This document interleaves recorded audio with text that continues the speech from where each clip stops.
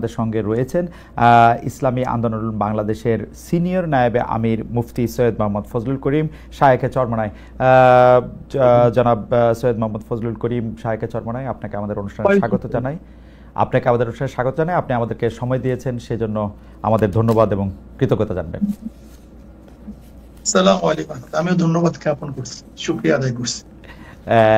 জি, আপনি আমাদের অনুষ্ঠানে আসবেন এই ঘোষণা যখন থেকে আমরা প্রচার করতে শুরু করেছি তখন অগুন্তি দর্শক আগ্রহ প্রকাশ করেছেন, কেউ কেউ মন্তব্য করেছেন, কেউ কেউ আপনাকেও পরামর্শ দিয়েছেন মানে এই অনুষ্ঠানটি বর্জন করার বা কঠিন প্রশ্নের মুখে আপনাকে পড়তে হবে, সেই জন্য আপনি যাতে এই অনুষ্ঠানটিতে না আসেন। আপনি বর্জন করেননি, সেই জন্য আমাদের ধন্যবাদ জানবেন। কিন্তু আপনার সঙ্গে যৌক্তিক আলোচনা করা যাবে তো? আমরা আপনাদের চিন্তা, দর্শন, রাজনীতি নিয়ে যা কিছু জানতে আমাদের আগ্রহ আছে, দর্শকদের আগ্রহ আছে, তা নিয়ে আমরা প্রশ্ন করতে পারবো তো? অবশ্যই। আপনাকে আপনাকে আপনাকে আপনাকে অনেক ধন্যবাদ। আমি প্রথমেই যে বিষয়টি আপনার সঙ্গে জানতে চাইব যে আপনাদের সঙ্গে জামায়াতে ইসলামীর রাজনৈতিক সমঝোতা, রাজনৈতিক ঐক্য, নির্বাচনী ঐক্য যখন দৃশ্যমান হতে চলেছে তখন জামায়াতে ইসলামী নিয়ে আপনার ৪-৫ বছর আগের বক্তব্য সোশ্যাল মাধ্যমে বা ফেসবুকে বিশেষ করে ছড়িয়ে পড়েছে, যেখানে এমনও বক্তব্য আছে ইসলাম ধ্বংস করতে জামায়াতই যথেষ্ট, ক্ষমতায় এলে জামায়াত তাদের আকীদা চাপিয়ে দিতে পারে। এ নিয়েও আপনারা বিভিন্ন সময় আশঙ্কা প্রকাশ করেছেন। আমি দেখেই বলছি যে আপনি বলছেন, কোট করছি, তিন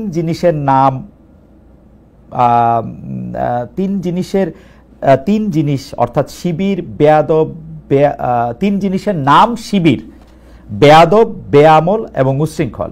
এই তিন জিনিসের সমন্বয়ে শিবির হয়। এখন সমঝোতার স্বার্থে আপনারা এই ধরনের পুরনো বক্তব্যগুলিকে প্রত্যাহার করে নেবেন? আসলে জামায়াতে ইসলামের সাথে আপনাদের রাজনীতিটা কোন সুতায় গাঁথা হচ্ছে? জনাব মুফতি সৈয়দ ফজলুল করিম। আলহামদুলিল্লাহ, অশেষ ধন্যবাদ, শুকরিয়া জ্ঞাপন করছি। প্রথমত আমাকে কেউ বর্জন করার জন্য বলে নেই যে আপনি এটা বর্জন করেন, আমার মেসেজ এরকম আমার কাছে আসে না। তারপরে যে প্রশ্ন করেছেন যে আমাদের বক্তব্য জামাতের ব্যাপারে, সে ব্যাপারে এখনো আমরা যে অবস্থানে আছি না প্রত্যাখ্যান করছি, রোজাত করছি। দেখেন, জামাতও আমাদের ব্যাপারে অনেক বক্তব্য দিয়েছে, আহলে দেওবন্দের ব্যাপারে, আহলুস সুন্নাত ওয়াল জামাতের ব্যাপারে জামাতের অনেক বক্তব্য আছে, তাসাউফের ব্যাপারে জামাতের বক্তব্য আছে। জামাত সেই বক্তব্য থেকে এক তীর পরিমাণ পিছপা হয়নি। আর আমরাও বিগত দিনে যে বক্তব্য দিয়েছি এবং আমাদের মুরব্বীরা যে বক্তব্য দিয়েছেন তার থেকে আমরা এক চুল পরিমাণ এখন পর্যন্ত আপনার সাথে কথা বলা পর্যন্ত পিছপা হয়নি। প্রত্যেকের অবস্থানে আছে। এখন প্রশ্ন করতে পারেন এই অবস্থানে থেকে আপনারা তাদের সাথে বক্তব্য কিভাবে দিচ্ছেন, একই স্টেজে আসছেন কিভাবে, প্রশ্ন এখানে। আমি এটার উদাহরণ দিতে চাই। যেমন আমেরিকা ইরানের ব্যাপারে যে সিদ্ধান্ত নিয়েছে, সেই সিদ্ধান্ত থেকে আমেরিকা কোনো অবস্থায় পিছপা হয়নি। আবার ইরান আমেরিকার ব্যাপারে যে বড় শয়তান বলেছে, সেখান থেকেও কিন্তু ইরান কোনো অবস্থাতেই রোজাত করেনি, তার বক্তব্য প্রত্যাহার করেনি। কিন্তু তারপর কোন এক কারণে কিন্তু তাদের মধ্যে একটা সমঝোতা হয়েছে, যুদ্ধ বিরতি চুক্তি হয়েছে। ঠিক আমরাও মনে করি প্রত্যেকের অবস্থানে থেকে কোন এক বিষয়ের উপরে আমরা ঐক্যমত হতে পারি। ওকে, ধরে নেন আমরা 28 তারিখে যে সম্মেলন করেছি, সেখানে হিন্দু আসছে, বৌদ্ধ আসছে, খ্রিস্টান আসছে। তার মানে এই নয় যে খ্রিস্টান, বৌদ্ধ, হিন্দুরা তাদের আদর্শ বিসর্জন দিয়ে ইসলাম কবুল করে আমাদের মাঝে আসছে, ব্যাপারটা এরকম না। রাইট। বরং যে বিষয়ের উপরে ঐক্যমত, সেই বিষয়ের উপরে তারা ঐক্যমত পোষণ করার জন্য এসেছে। ওকে, ঠিক আমরাও মনে করি জামাত আমাদের ব্যাপারে যে আকীদা বা বিশ্বাস রাখে, যে বক্তব্য তাদের আছে, আমরাও জামাতের ব্যাপারে যে বক্তব্য দিয়েছে এবং যে আকীদা বিশ্বাস রাখি, সে প্রত্যেকের অবস্থানে আছে। ওকে, বাকি আগামী বাংলাদেশকে গড়ার জন্য, এই জাতিকে বাঁচাবার জন্য, ইসলাম দেশ মানবতা রক্ষার জন্য আমরা শুধু জামাত না, আমাদের ঘোষণা ছিল ইসলাম দেশ মানবতা এই মূল 3 ভিত্তিতে যদি বামপন্থীরাও কেউ জোট করে, অ্যালায়েন্স করে, নির্বাচনের সমঝোতা করে, আমরা তাদের সাথে করতে রাখবো। ওকে, এটি পরিষ্কার। অর্থাৎ মানে আপনি খুব চমৎকার করে বলেছেন যে অর্থাৎ আমেরিকা এবং ইরান যেরকম মত ভিন্নতা থাকা সত্ত্বেও তাদের মধ্যেকার আলাপ আলোচনা এবং সমঝোতা চলছে, সেমনিভাবে ইসলামী আন্দোলন এবং জামাতে ইসলামী আলোচনায় বসছে বা তাদের পরবর্তী রাজনৈতিক কার্যক্রম এগিয়ে নিচ্ছে, কিন্তু আপনাদের ডিফারেন্সটা ঠিকই আছে, এর থেকে এক চুলো আপনারা সরে আসেন নাই। তারাও মনে নেই, আমারও মনে। ওকে, এখন নিশ্চয়ই দর্শকরা বিবেচনা করবেন। আমরা পরবর্তী প্রসঙ্গে যাই। আমরা যখন অন্য দলের রাজনীতিবিদদের, বিশেষ করে সর্বশেষ আমরা যাদের সাথেই কথা বলেছি, অর্থাৎ এনসিপি বা তাদের সমন্বয়কদের নেতাদের আইন ব্যয় নিয়ে যখন আমরা প্রশ্ন করি, তখন অনেকেই বলেন যে অন্য রাজনৈতিক নেতাদের বা রাজনৈতিক দলগুলিকে আমরা একই প্রশ্ন করি কিনা। তাই আমরা আপনাদেরও এই প্রশ্ন করতে চাই। সবশেষ এই শনিবার আপনারা রাজধানী ঢাকার সোহরাওয়ার্দী উদ্যানে যে বিশাল সমাবেশ করলেন, এ ধরনের আয়োজনের খরচ কিভাবে সংগৃহীত হয়? আপনি বা আপনারা কি নিজেদের ফুল টাইম রাজনীতিবিদ হিসাবে পরিচয় দেন, নাকি আপনারা পেশা হিসাবে কি উল্লেখ করেন? অর্থাৎ আপনাদের আয় রোজগারটা আসলে কিভাবে হয়? জনাব মুফতি ফজল। যেমন ধরেন আমরা একজন দিনদার, আমি একজন মুসলমান। জি। আমার মূল পরিচয় একজন মুসলমান। জি। মুসলমানের কাজ হলো দাওয়াত। কাদের মাঝে দাওয়াত দেবো? ফিজলাতুন নাস, গোটা মানবের কাছে দাওয়াত দেওয়া আমাদের দায়িত্ব। এক কথা, যেহেতু আমি মুসলমান, ইসলাম পালন করা আমার দায়িত্ব। ইসলামের মধ্যে যাহা কিছু আছে সবকিছু আমি পালন করব। নামাজ আছে, রোজা আছে, হজ আছে, যাকাত আছে, কলেমা আছে, ইসলামকে প্রতিষ্ঠিত করার ব্যবস্থা আছে, মানুষকে সেবা করা, অন্যার মোকাবেলা করা, ন্যায়কে প্রতিষ্ঠিত করা। অর্থাৎ ইসলামের মধ্যে যতগুলি কাজ আছে সমস্ত কাজগুলি আঞ্জাম দেয় একজন মুসলমানের কাজ। সেই হিসাবে আপনি আমাকে মুসলমান বলতে পারেন। মুসলমানদের মধ্যে ব্যবসা আছে, বাণিজ্য আছে। যেমন আমি একজন ব্যবসায়ী, আমার ফাইজান কোম্পানি আছে, আমার নিজের বিক্রি আছে। আমি ব্যবসায় কিছু সময় দিই, আমার সময়কে আমি পাঠ করি, ভাগ করে নিই। আমি আমার পরিবারের জন্য একটা সময় নির্ধারণ করি, আমি ব্যবসার জন্য কিছু সময় নির্ধারণ করি। অধিকাংশ সময় আমাদের দাওয়াতি কাজে ব্যস্ত হয়, দাওয়াতি কাজে থাকি আমরা সারা বছর। আমাদের সারা বছর প্রতিদিন আমাদের সময়সূচি বের হয় যে আজকে কোথায় থাকবো, কালকে কোথায় থাকবো, এমনকি কোন ঘন্টায় কোন সময় থেকে কোন সময় আমরা কোন জায়গায় থাকবো, এটা সবাই আমাদের জানে। মানে আপনি আমাকে একজন মুসলমান মনে করতে পারেন, আর মুসলমানের যে দায়িত্বগুলি, সেই দায়িত্বগুলি পালন করার একজন ব্যক্তি হিসেবে আমাকে চিহ্নিত করতে পারেন। রাজনৈতিক যে দল আপনি আপনারা প্রতিষ্ঠা করেছেন, সেই দল থেকে, সেই দল কি কারো কাছ থেকে চাঁদা নেয়, বা সেই দলের নেওয়া চাঁদা থেকে কি আপনারা কোনো ভাগ পান, বা আপনি কোনো টাকা নেন সেখান থেকে, বা আপনারা কোনো টাকা নেন? এটা তো মারাত্মক প্রশ্ন। দেখেন, আমরা নেই না। আচ্ছা। যেমন এই বছর এই যে সম্মেলন হয়ে গেছে, আমার 1 লক্ষ টাকা দিতে হয়েছে, আমাদের আমিরও 1 লক্ষ টাকা দিতে হয়েছে। নিজের পয়সায় গেছি, নিজের পয়সা আসছে। কিন্তু সম্মেলনে তো অনেকে বলে থাকেন খরচ হয়েছে 50 লক্ষ টাকার মতো। না, 50 লক্ষ, কয়েক কোটি টাকা খরচ হয়েছে। 50 লক্ষ টাকা হবে। আচ্ছা, তো বাকি টাকা? কয়েক কোটি টাকা খরচ হয়েছে। বাকি টাকা সব নিজেরা, প্রত্যেকে। আপনারাও যেমন 1 লাখ টাকা করে দিয়েছেন, তেমন যারা এসছেন তারাও টাকা দিয়েছেন, তাই তো? প্রত্যেকে টাকা দিয়ে এসছে, আবার নিজেরটা খেয়েছে, নিজের পয়সা চলে গেছে। আচ্ছা, এই চাঁদা এবং ইয়ানত, জি, তা আচ্ছা আপনি বলেন তো, মসজিদে যখন আমরা নামাজে যাই, জি, আমাদের সামনে কি আসে? একটা বাক্স নিয়ে আসে, রাইট। এই ব্যাপারে আজ পর্যন্ত কাউকে সমালোচনা করে শুনছেন? করেছে কেউ সমালোচনা, মানে হয়তো অন্যভাবে আর কি। জি, গির্জায় টাকা দেয় না, চ্যারিটিতে টাকা দেয় না, দেয়। জি, এই গোটা দুনিয়ার চ্যারিটি চলে কিভাবে? তাই চলে না। আমাদের প্রশ্ন, কারণ বাংলাদেশে কেউ কিন্তু এই ব্যাপার শোনেন, আপনি যদি আমার থেকে 10 টাকা দেন, আপনি যদি আমাকে 10 টাকা হাদিয়া দেন, এমনি দেন, আর যদি 10 টাকা আপনার থেকে জোর করে নেই, এই 2 টাকার মধ্যে পার্থক্য আছে। অবশ্যই পার্থক্য আছে। না পার্থক্যটি এখানে। না না দাঁড়া হুজুর, আমি আপনি আমার অজ্ঞতা ক্ষমা করবেন, আমি জোর করা দূরে থাক, কারণ যা চাই আপনি সব বলবেন, দাদা জোর করা দূরে থাক, আমি এরকম বহু লোককে জানি যারা পীর সাহেব চরমনাইকে টাকা দেওয়ার জন্য কিভাবে টাকা দিবেন, কোন ভাবে আপনাদের একটু দেখা পাবেন তার জন্য তারা এক ধরনের মানে অনেক মানে আমি কি বলবো, পাগল শব্দটা আমি বলতে চাই না, অনেক অস্থিরতার মধ্যে তারা থাকেন। সুতরাং আপনারা জোর করে নেবেন সেটা আমি বলি নাই। আমি শুধু জানতে চেয়েছি যে এই ভক্তরা বা যারা আপনাদের অনুসারী তারা যে টাকা দেয় সেইখান থেকে আপনারা কোনো টাকা নেন কিনা, সে পার্টির প্রধান হিসাবে একটা ব্যক্তিগত দল, জি যদি কেউ ব্যক্তিগত হাদিয়া দেয় সেটা আমরা গ্রহণ করি। আচ্ছা, কিন্তু মাদ্রাসা মসজিদ সংগঠনের জন্য যে চাঁদা তোলা হয় সেই টাকার মধ্যে আমাদের মধ্যে আসমান জমিন ফরক, বিশাল ওয়াল। ওকে, মানে যে টাকাটা আপনাদের নামে দেওয়া হয় সেইটা আপনারা নেন, যে টাকাটা মসজিদ নামে কোনো আমাদের বাক্স নেই। আচ্ছা, যে আমাদেরকে হাদিয়া দেয়, আচ্ছা মোহাব্বত করে দেয়, আচ্ছা যেমন সন্তান বাবাকে দেয়, ছাত্র উস্তাদকে দেয়, যেদিকে আমরা প্রেজেন্টেশন বলি, তোহফা বলি, হাদিয়া বলি, এই শব্দগুলি ভিন্ন।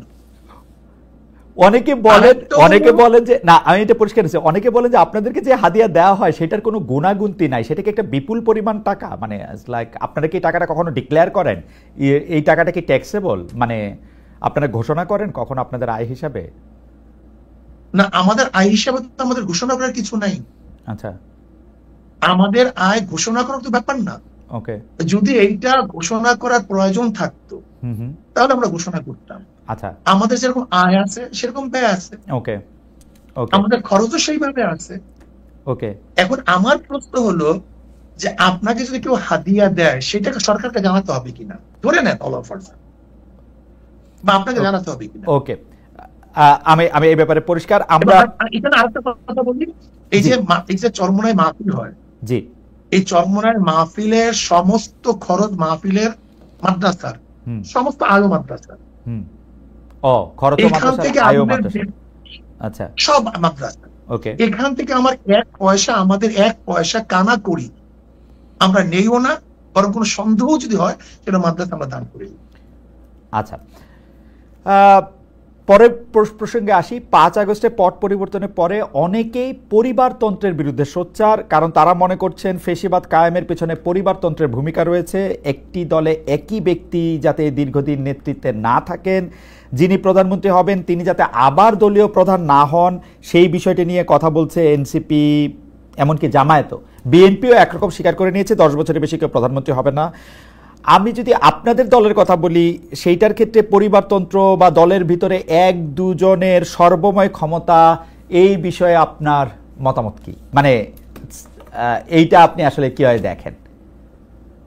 আমি এইভাবেই দেখবো, আমি পরিবারতন্ত্র বলতে আমি কিছু বুঝি না, ব্যক্তিতন্ত্র বলে আমি কিছু বুঝি না।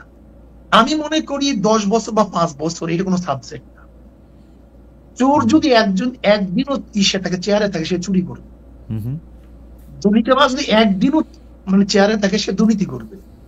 আর ভালো মানুষ যদি 100 বছরও চেয়ারে থাকে, সে দুর্নীতি করবে না।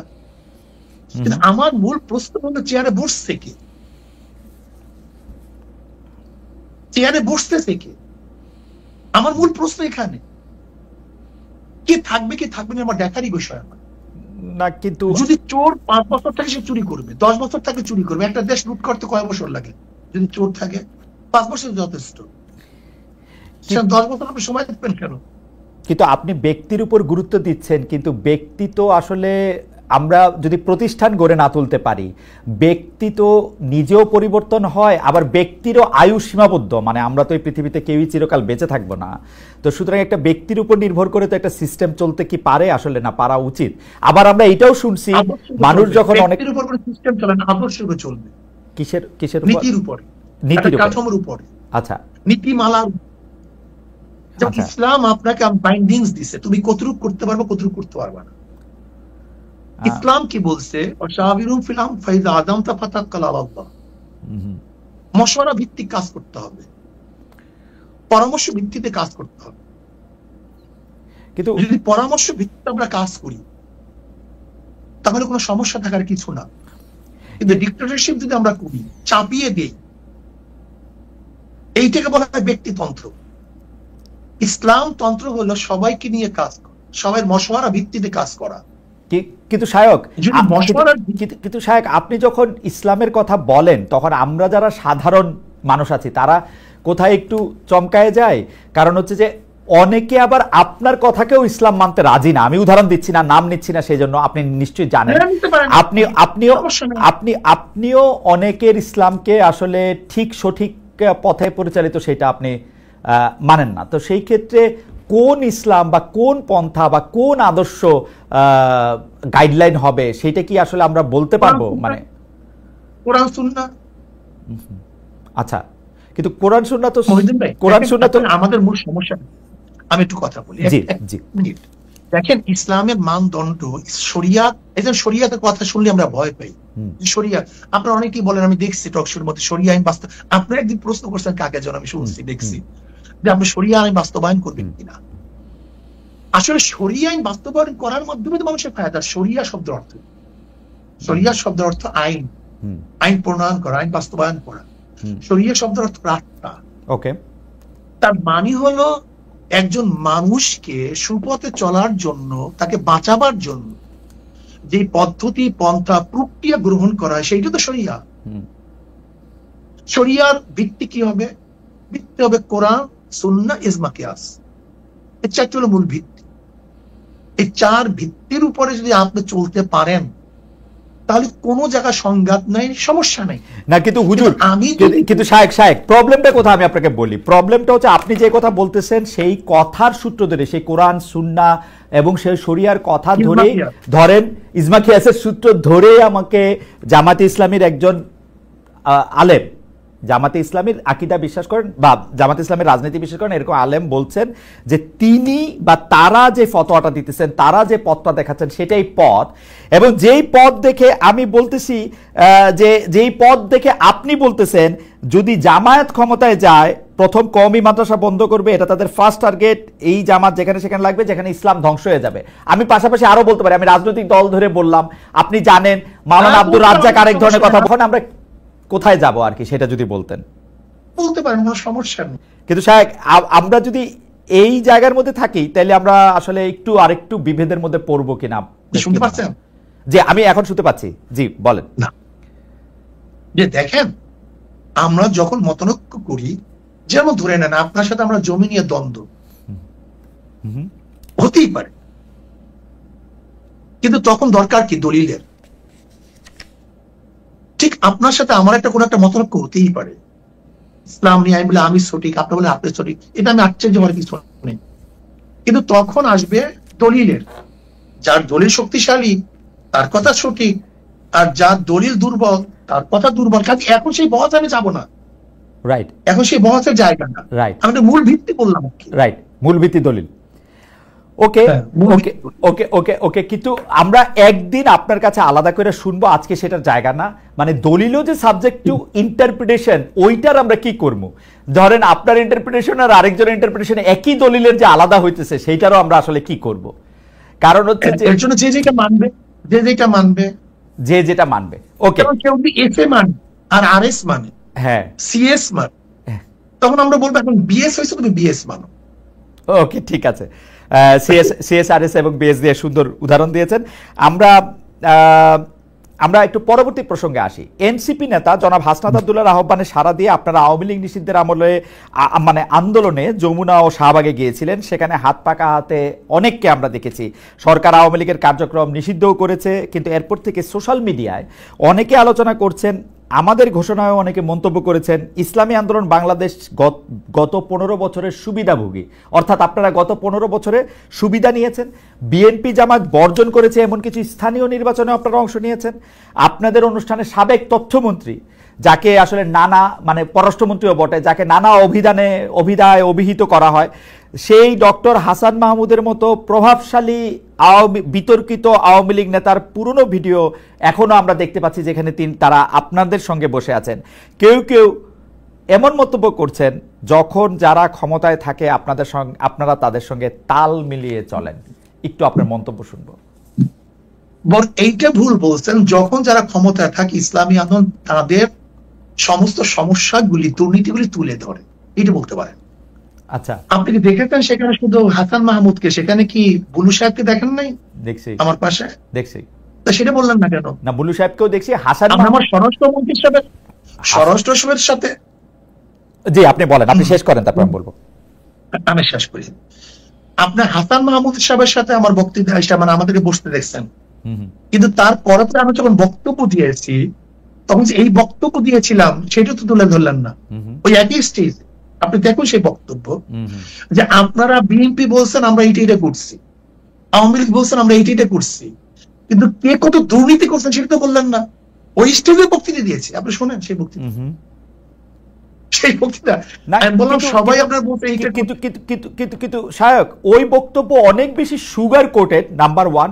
নাম্বার 2 হচ্ছে আপনি বঙ্গবন্ধুকে নিয়ে, শেখ হাসিনাকে নিয়ে, শেখ হাসিনা যখন প্রধানমন্ত্রী ছিলেন সেই সময় যে বক্তৃতা করেছেন, এখন কি সেটা রিপিট করতে পারবেন বা রিপিট আপনি করতেছেন?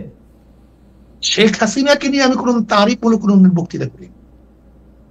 শেখ হাসিনাকে নিয়ে কোনোদিন প্রশংসামূলক, বঙ্গবন্ধুকে নিয়ে, শেখ সাহেবকে নিয়ে কেন বক্তৃতা করেছি, এটা কি এখন করবেন কিনা আবার? 100 বার শোনেন কেন করব সেটা আমি বলি। আমি বললাম না আমি কোনো জিনিস রোজাত করি নাই, তো কোনো জিনিস রোজাত করিনি। ওকে, যখন শেখ সাহেবের মূর্তি টানানো হয়েছিল তখন আমি কি বক্তৃতা করেছিলাম, যে 72 বছর পরে যদি লেনিনের মূর্তি ক্যারিয়ান দিয়ে তুলে সাগরে ফেলে দেয় তাহলে আজকে হোক কালকে হোক এই বুড়িগঙ্গা এই মূর্তিকে ফেলানো হবে। এই বক্তৃতা আমার, আমি শুনছি না, আমি জানি না, এবং সেইটা দেখছি। শেখ সাহেবের নিয়ে যে বক্তৃতা করেছিলাম এটা কি বলতে চেয়েছি দেখেন, শেখ সাহেবের পরিবার কিন্তু এদেশে আসছে ইসলাম প্রচার করার জন্য। আমার মূল উদ্দেশ্যটা কি ছিল, শেখ সাহেব প্রথম কেন অ্যারেস্ট হয়েছিলেন? হিন্দুদের মাধ্যমে তিনি অ্যারেস্ট হয়েছিলেন মুসলমানদেরকে বাঁচাবার জন্য। আমি কি বলেছিলাম, শেখ সাহেব প্রথম কি রাজনীতি শুরু করেছেন? মুসলিম লীগ পাকিস্তানের পক্ষে রাজনীতি শুরু করেছিলেন। শেখ সাহেব তিনি এইটা করছেন সেইটা করছেন বলছিলাম কেন? নাস্তিকরা শেখ সাহেবকে ধর্মনিরপেক্ষবাদ নাস্তিক পন্থী বানাবার চেষ্টা করছিল। আমি আওয়ামী লীগকে তখন স্মরণ করে দিতে চাই, মূল ভুলবেন না, এদের পরিবার ছিল ইসলামের দাওয়াতে, কিন্তু সেখান থেকে ভেঙে যদি তারা নাস্তিকতাবাদ ধর্মনিরপেক্ষবাদ চাপিয়ে দেয় তার মানে নিজের সাথে সে আত্মঘাতী করছে।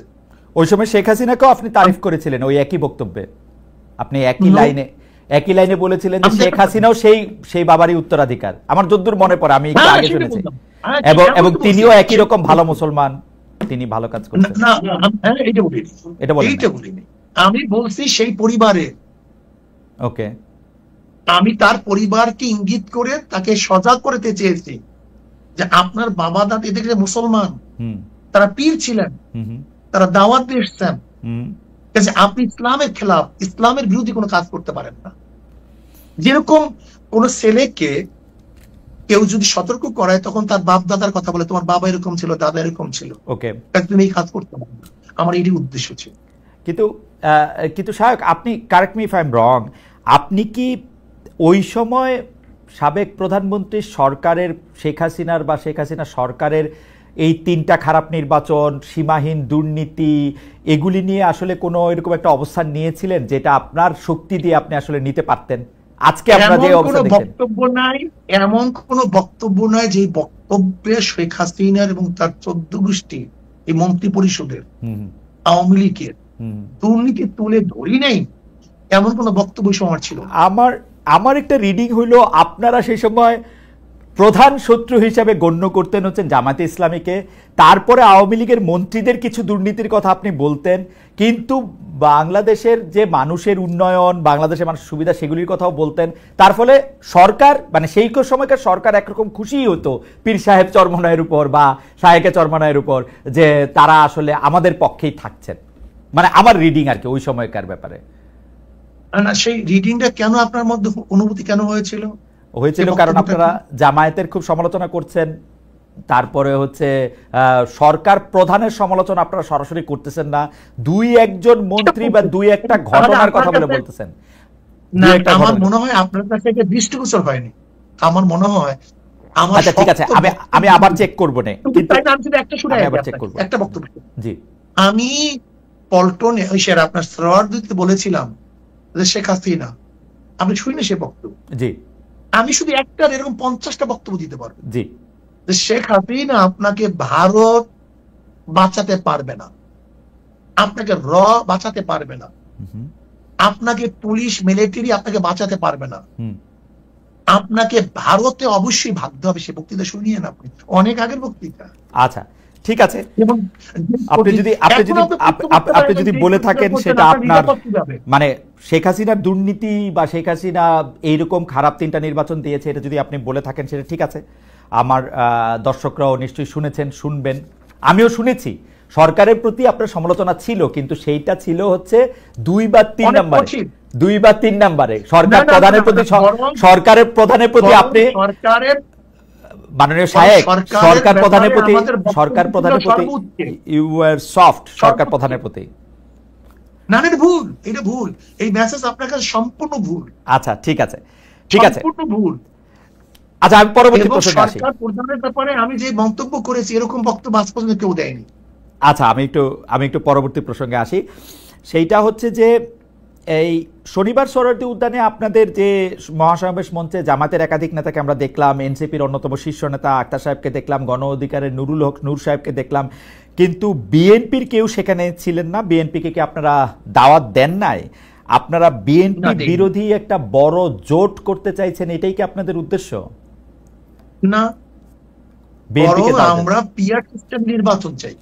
আচ্ছা, যেহেতু বিএনপি পিআর সিস্টেম চায় না, ওকে, আমাদের মূল বক্তব্য ছিল 3টা: সংস্কার, বিচার, পিআর সিস্টেম নির্বাচন। ওকে, কাজে যেহেতু এই পিআর সিস্টেমে নির্বাচনে যারা ঐক্য, আমরা তাদেরকে দাওয়াত দিয়েছি।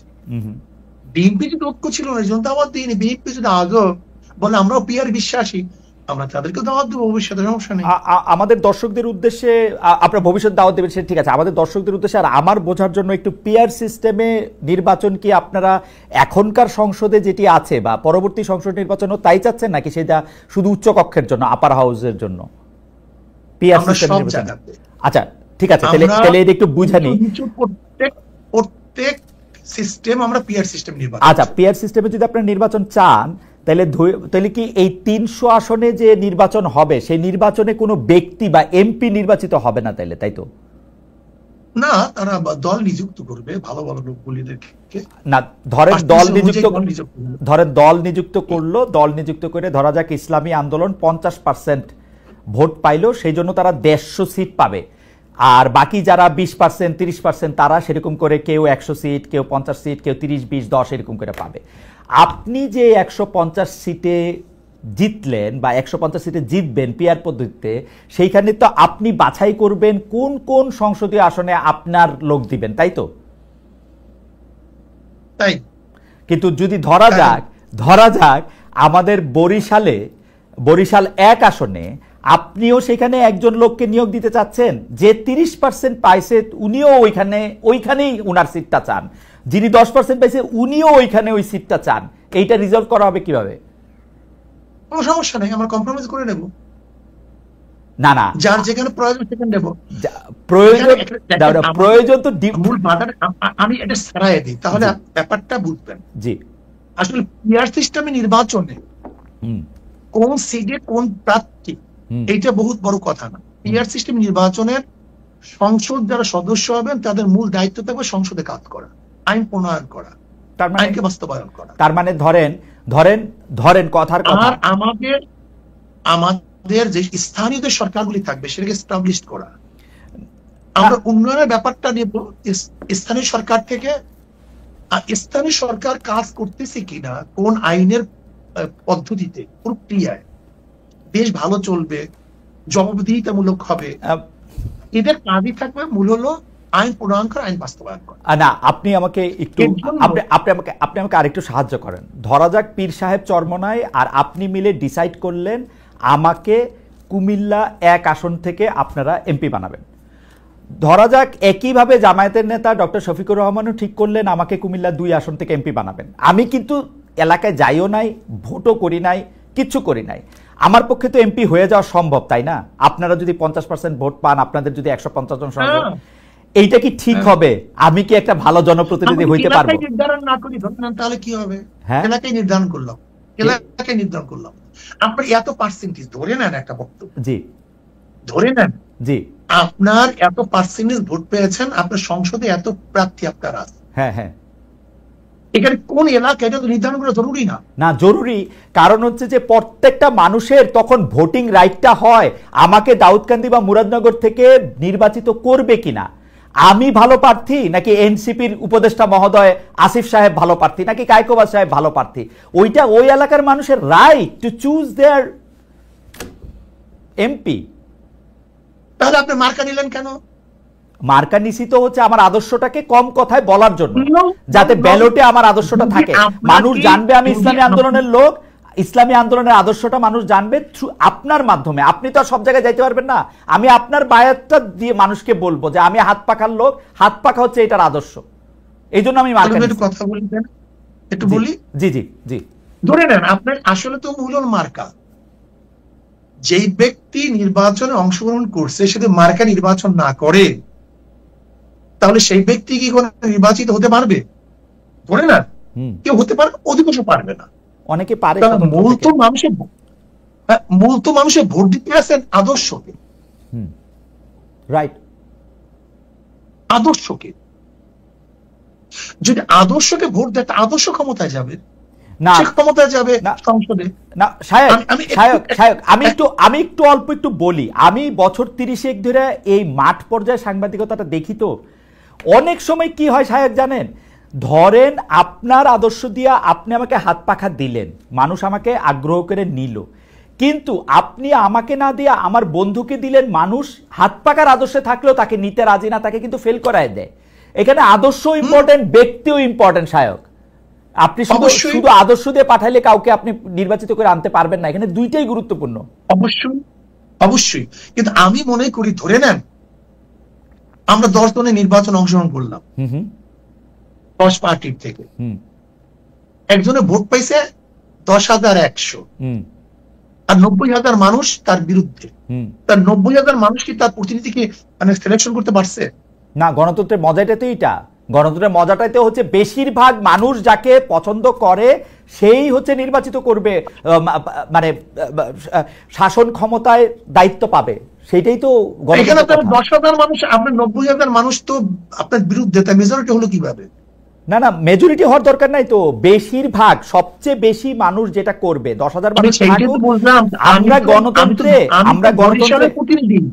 গণতন্ত্রে সেইটা বাধ্য করতে চাই। গণতন্ত্রের অনেকগুলি পার্ট আছে, আপনি নিশ্চয়ই জানেন। গণতন্ত্রের পদ্ধতি কিন্তু একটা না, গোটা দুনিয়ার মধ্যে গণতন্ত্র ভিত্তিক নির্বাচন পদ্ধতি একটা না। না, আমি জানি একটা না, প্রচুর। আমাদের দেশে আসলে মৌলিক গণতন্ত্র ছিল, আমাদের প্রেসিডেন্ট নির্বাচন করে এখন পদ্ধতি ভিন্ন। আমার কাছে কি আমার কাছে কি মনে হয় জানেন, আপনি আমাকে কারেক্ট করেন ইফ আই এম রং, আমার কাছে মনে হয় যে আপনারা তড়িঘড়ি করে এই পিআর সিস্টেমের কথা বলতেছেন, পিআর সিস্টেমটার ভালো মন্দ বিবেচনা না করে, সম্ভাব্যতা বিচার না করে আপনারা পিআর সিস্টেমটা করার সময় এইটাও ভুলে গেছেন যে একটা 300টা আসনে আপনার 300টা ব্যক্তি গুরুত্বপূর্ণ। আপনি মনে করতেছেন শুধু মার্কাটা পাস করে আসলেই হবে, এরপর আপনি টেবিলে বসে 10টা লোককে আপনার ইচ্ছা মতো নিয়োগ দিবেন। This is not fair. আমাকে কথা বলতে জি জি, বলেন বলেন। দেখেন, যদি আমি বর্তমান প্রচলিত নির্বাচনের কথা বলি, সেখানেও কিন্তু মেরিট ডিমেরিট আছে। আপনার পিআর সিস্টেমে নির্বাচনে মেরিট ডিমেরিট অবশ্যই আছে, কিন্তু আমরা দেখব মেরিট ডিমেরিটের মধ্যে কোনটার গ্রহণযোগ্যতা বেশি, কোনটার গ্রহণযোগ্যতা কম। আমার একটা ছোট্ট আবেদন, আমি জানি যে হুজুর আপনি অনেক লজিক্যাল লোক, আপনার সাথে আমি মানে তর্ক করার মানে ধৃষ্টতা ক্ষমা করবেন, কিন্তু আপনি দেখেন যে এটার মধ্যে অনেকগুলি প্র্যাকটিক্যাল প্রবলেম আছে, সেজন্য আমি বলছি আমার কিচ্ছু আসে যায় না, আমি খুব ভালো করে জানি আপনি আমাকে এমপি নমিনেশন দিবেন না, সো আমার কোনো স্বার্থ নাই।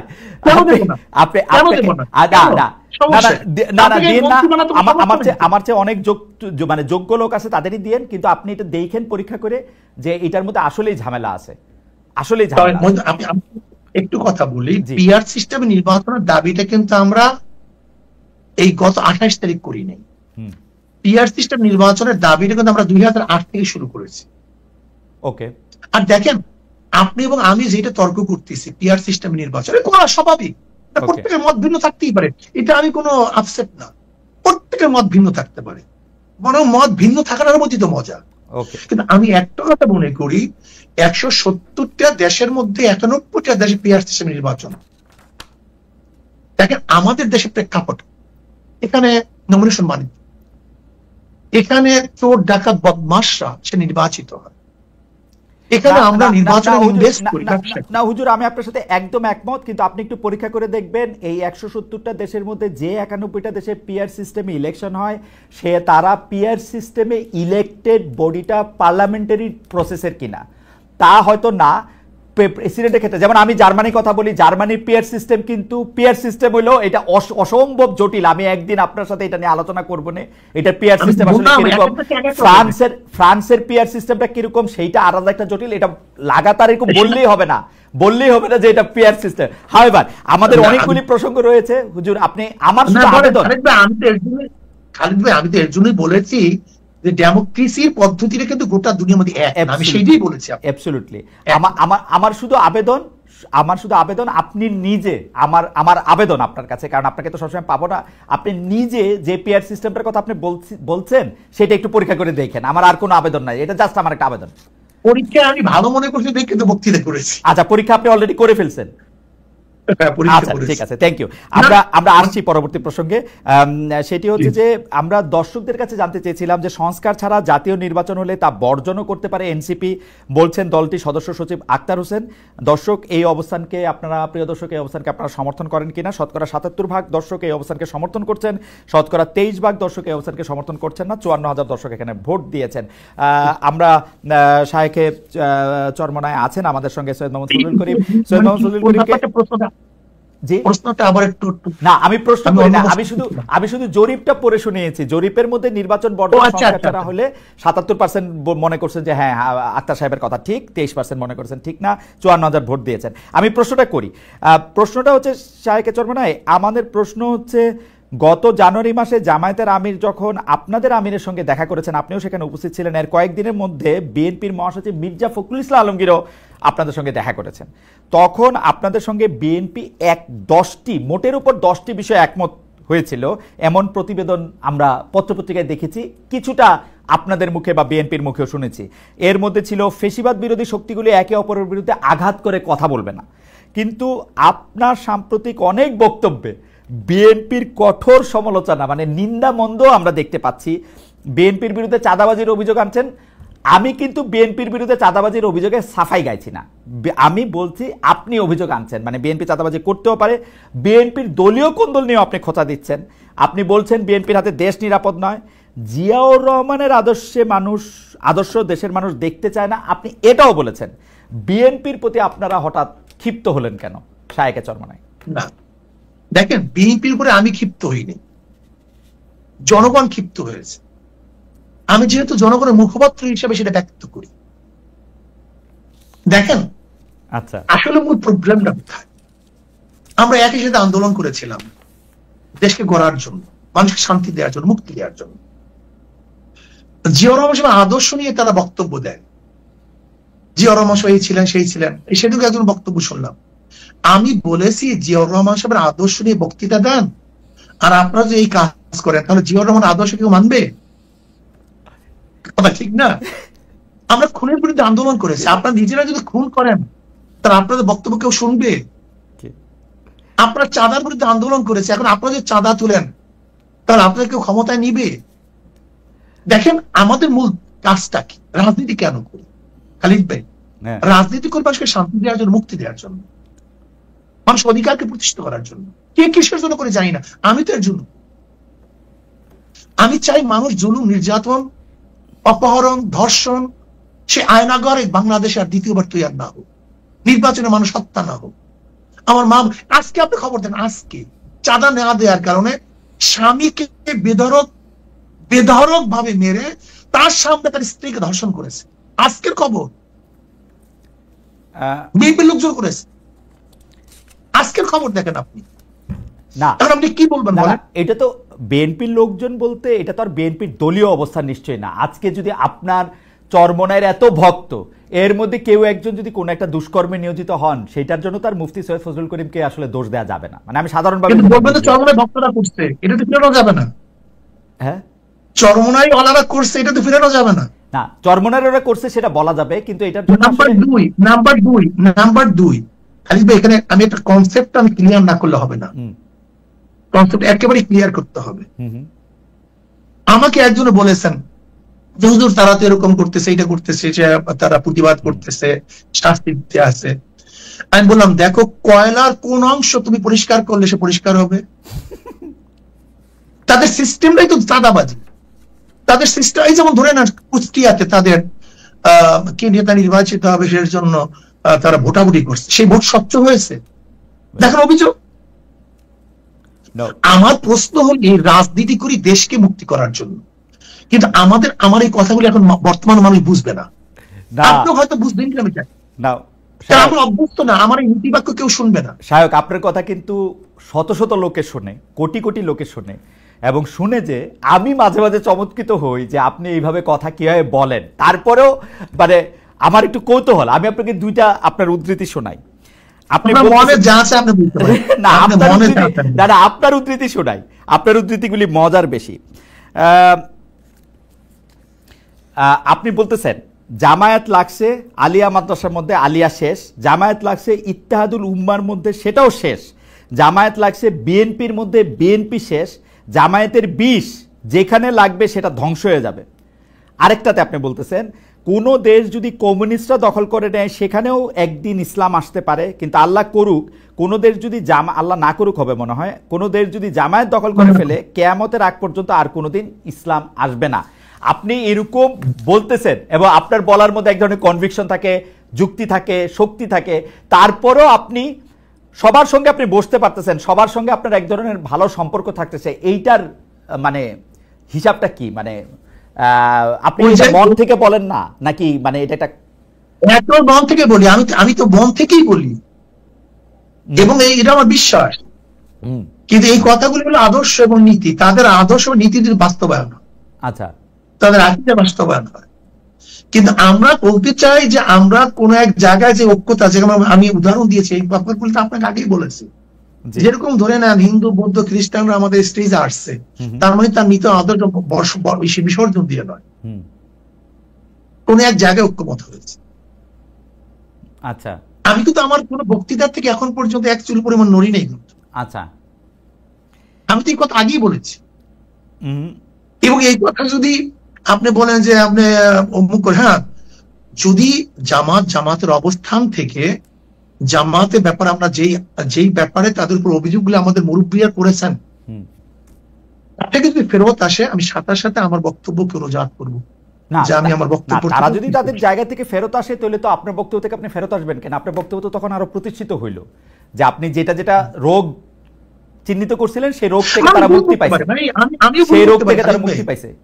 সেটাও তো আমি কিন্তু অন্য মানুষ। শোনেন খালিদ ভাই, আমি কি চাই জানেন? আমার আব্বাজান আমাদের কি শিক্ষা দিয়েছেন? আব্বাজান স্পষ্ট লক্ষ লক্ষ মানুষের সামনে বলতেন, আমার কোনো যদি ভুল হয় তোমরা ধরিয়ে দিবা, যদি আমার ভুল ধরিয়ে দেওয়ার পর আমি না শুধরাই, তার মনে আমি গুমরাহ হয়ে গেছি, আমার থেকে চলে যাও, তোমাদের জন্য অধিক হয়ে যাবে। ভাই, আমরা আমাদের দোষকে লুকাতে চাই না তো। আচ্ছা, আপনি আমার দোষ বলতে পারেন। আচ্ছা, ঠিক আছে, আমার দোষ বললে আমি মাপ চাবো, এটা কোনো আশ্চর্যের কিছু নাই তো। না, আপনার নবী আলাইহিস সালাতু বলেছেন কুল্লুকুম ফাত্তাউন, সবাই গুনাহগার, আমরা করতে পারি। আচ্ছা, দোষের কথা, আপনার দোষ ধরার যোগ্যতা আমার নাই, কিন্তু আমি একটু পিয়ার নিয়ে জাস্ট একটা লাইন বলতে চাই। অনেকেই বইলা থাকেন, মানে দুইটা অভিযোগ। একটা অভিযোগ হচ্ছে, যেহেতু আপনারা এমনিতে যদি স্বাভাবিকভাবে জাতীয় সংসদ নির্বাচনে আপনারা অংশগ্রহণ করেন বৈদ্যমান ব্যবস্থায়, তাইলে যেটা দেখা যাবে যে আপনারা আসলে কোনো আসনে জিতবেন না। আমার কথা না, কিন্তু এটা কেউ কেউ বলতেছে, সেই জন্য আপনারা পিয়ার ব্যবস্থা প্রচলন করতে চাচ্ছেন। আর দুই হচ্ছে, আপনারা এই সম্মেলনের মধ্যে একটা অনুঘটক বা মধ্যবর্তী প্রক্রিয়া করে মহাসমাবেশ করে সবগুলি দলকে একসাথে নিতে চাচ্ছেন। কারণ হচ্ছে আপনারা আসলে বিএনপির সাথে এক ধরনের বার্গেনিং পয়েন্টে যেতে চান। আপনাদেরকে যদি 2, 3 থেকে 5টি আসন আপনাদেরকে বলা হয় যে এগুলি দেওয়া হবে, বিএনপি ছেড়ে দিবে, তাহলে আপনারা আবার বিএনপির হয়ে কথা বলবেন। পিআর সিস্টেমকে আসলে আপনারা আসন পাবেন না বলে, বা বিএনপির সাথে আপনাদের এটা কি আপনি একটু বলবেন কিনা, যে আমরা কি এরকম দেখবো কিনা বিএনপি বললো 5টি আসনে? জি, আমরা যদি মনে করি পিআর যারা চায় না, জি, তারা কালো টাকা ব্যবহার করতে না পারলে আসন পাবে না, এই ভয়তেও তো তারা পিআর না চাইতে পারে। ওকে, এরকম বক্তব্য আছে। আচ্ছা, দুর্নীতিবাদরা যদি সে নির্বাচন করতে না পারে, তাহলে একটা সিটও পাবে না, এই সম্ভাবনা তাদের আছে। মানুষ যখন মনে করবে যে আদর্শ ভিত্তিক ভোট, তাহলে তো মানুষ আদর্শের উপরে ভোট দিবে, এই সম্ভাবনা তাদের আসছে। এই জন্য তারা পিআর চায় না। যেরকম আপনি একটা কথা বলছেন, আমরা তো ভিন্ন বক্তব্য আমাদের আছে। বাকি কথা হলো কি, বিএনপি সে জাতীয় সরকার গঠন করবে এই দাবি করছে না, করছে। তা জাতীয় সরকার কিভাবে গঠন করবে? সবাইকে নিয়ে তো। সবাই পার্লামেন্টে যাবে কি কোন পদ্ধতিতে? আপনি কি সিট দিবেন তাকে? না, পার্লামেন্টেই যাইতে হবে জাতীয় সরকার করতে, তা না, মানে আপনি সরকারে অন্তর্ভুক্ত করতে পারে আপনাদেরকে।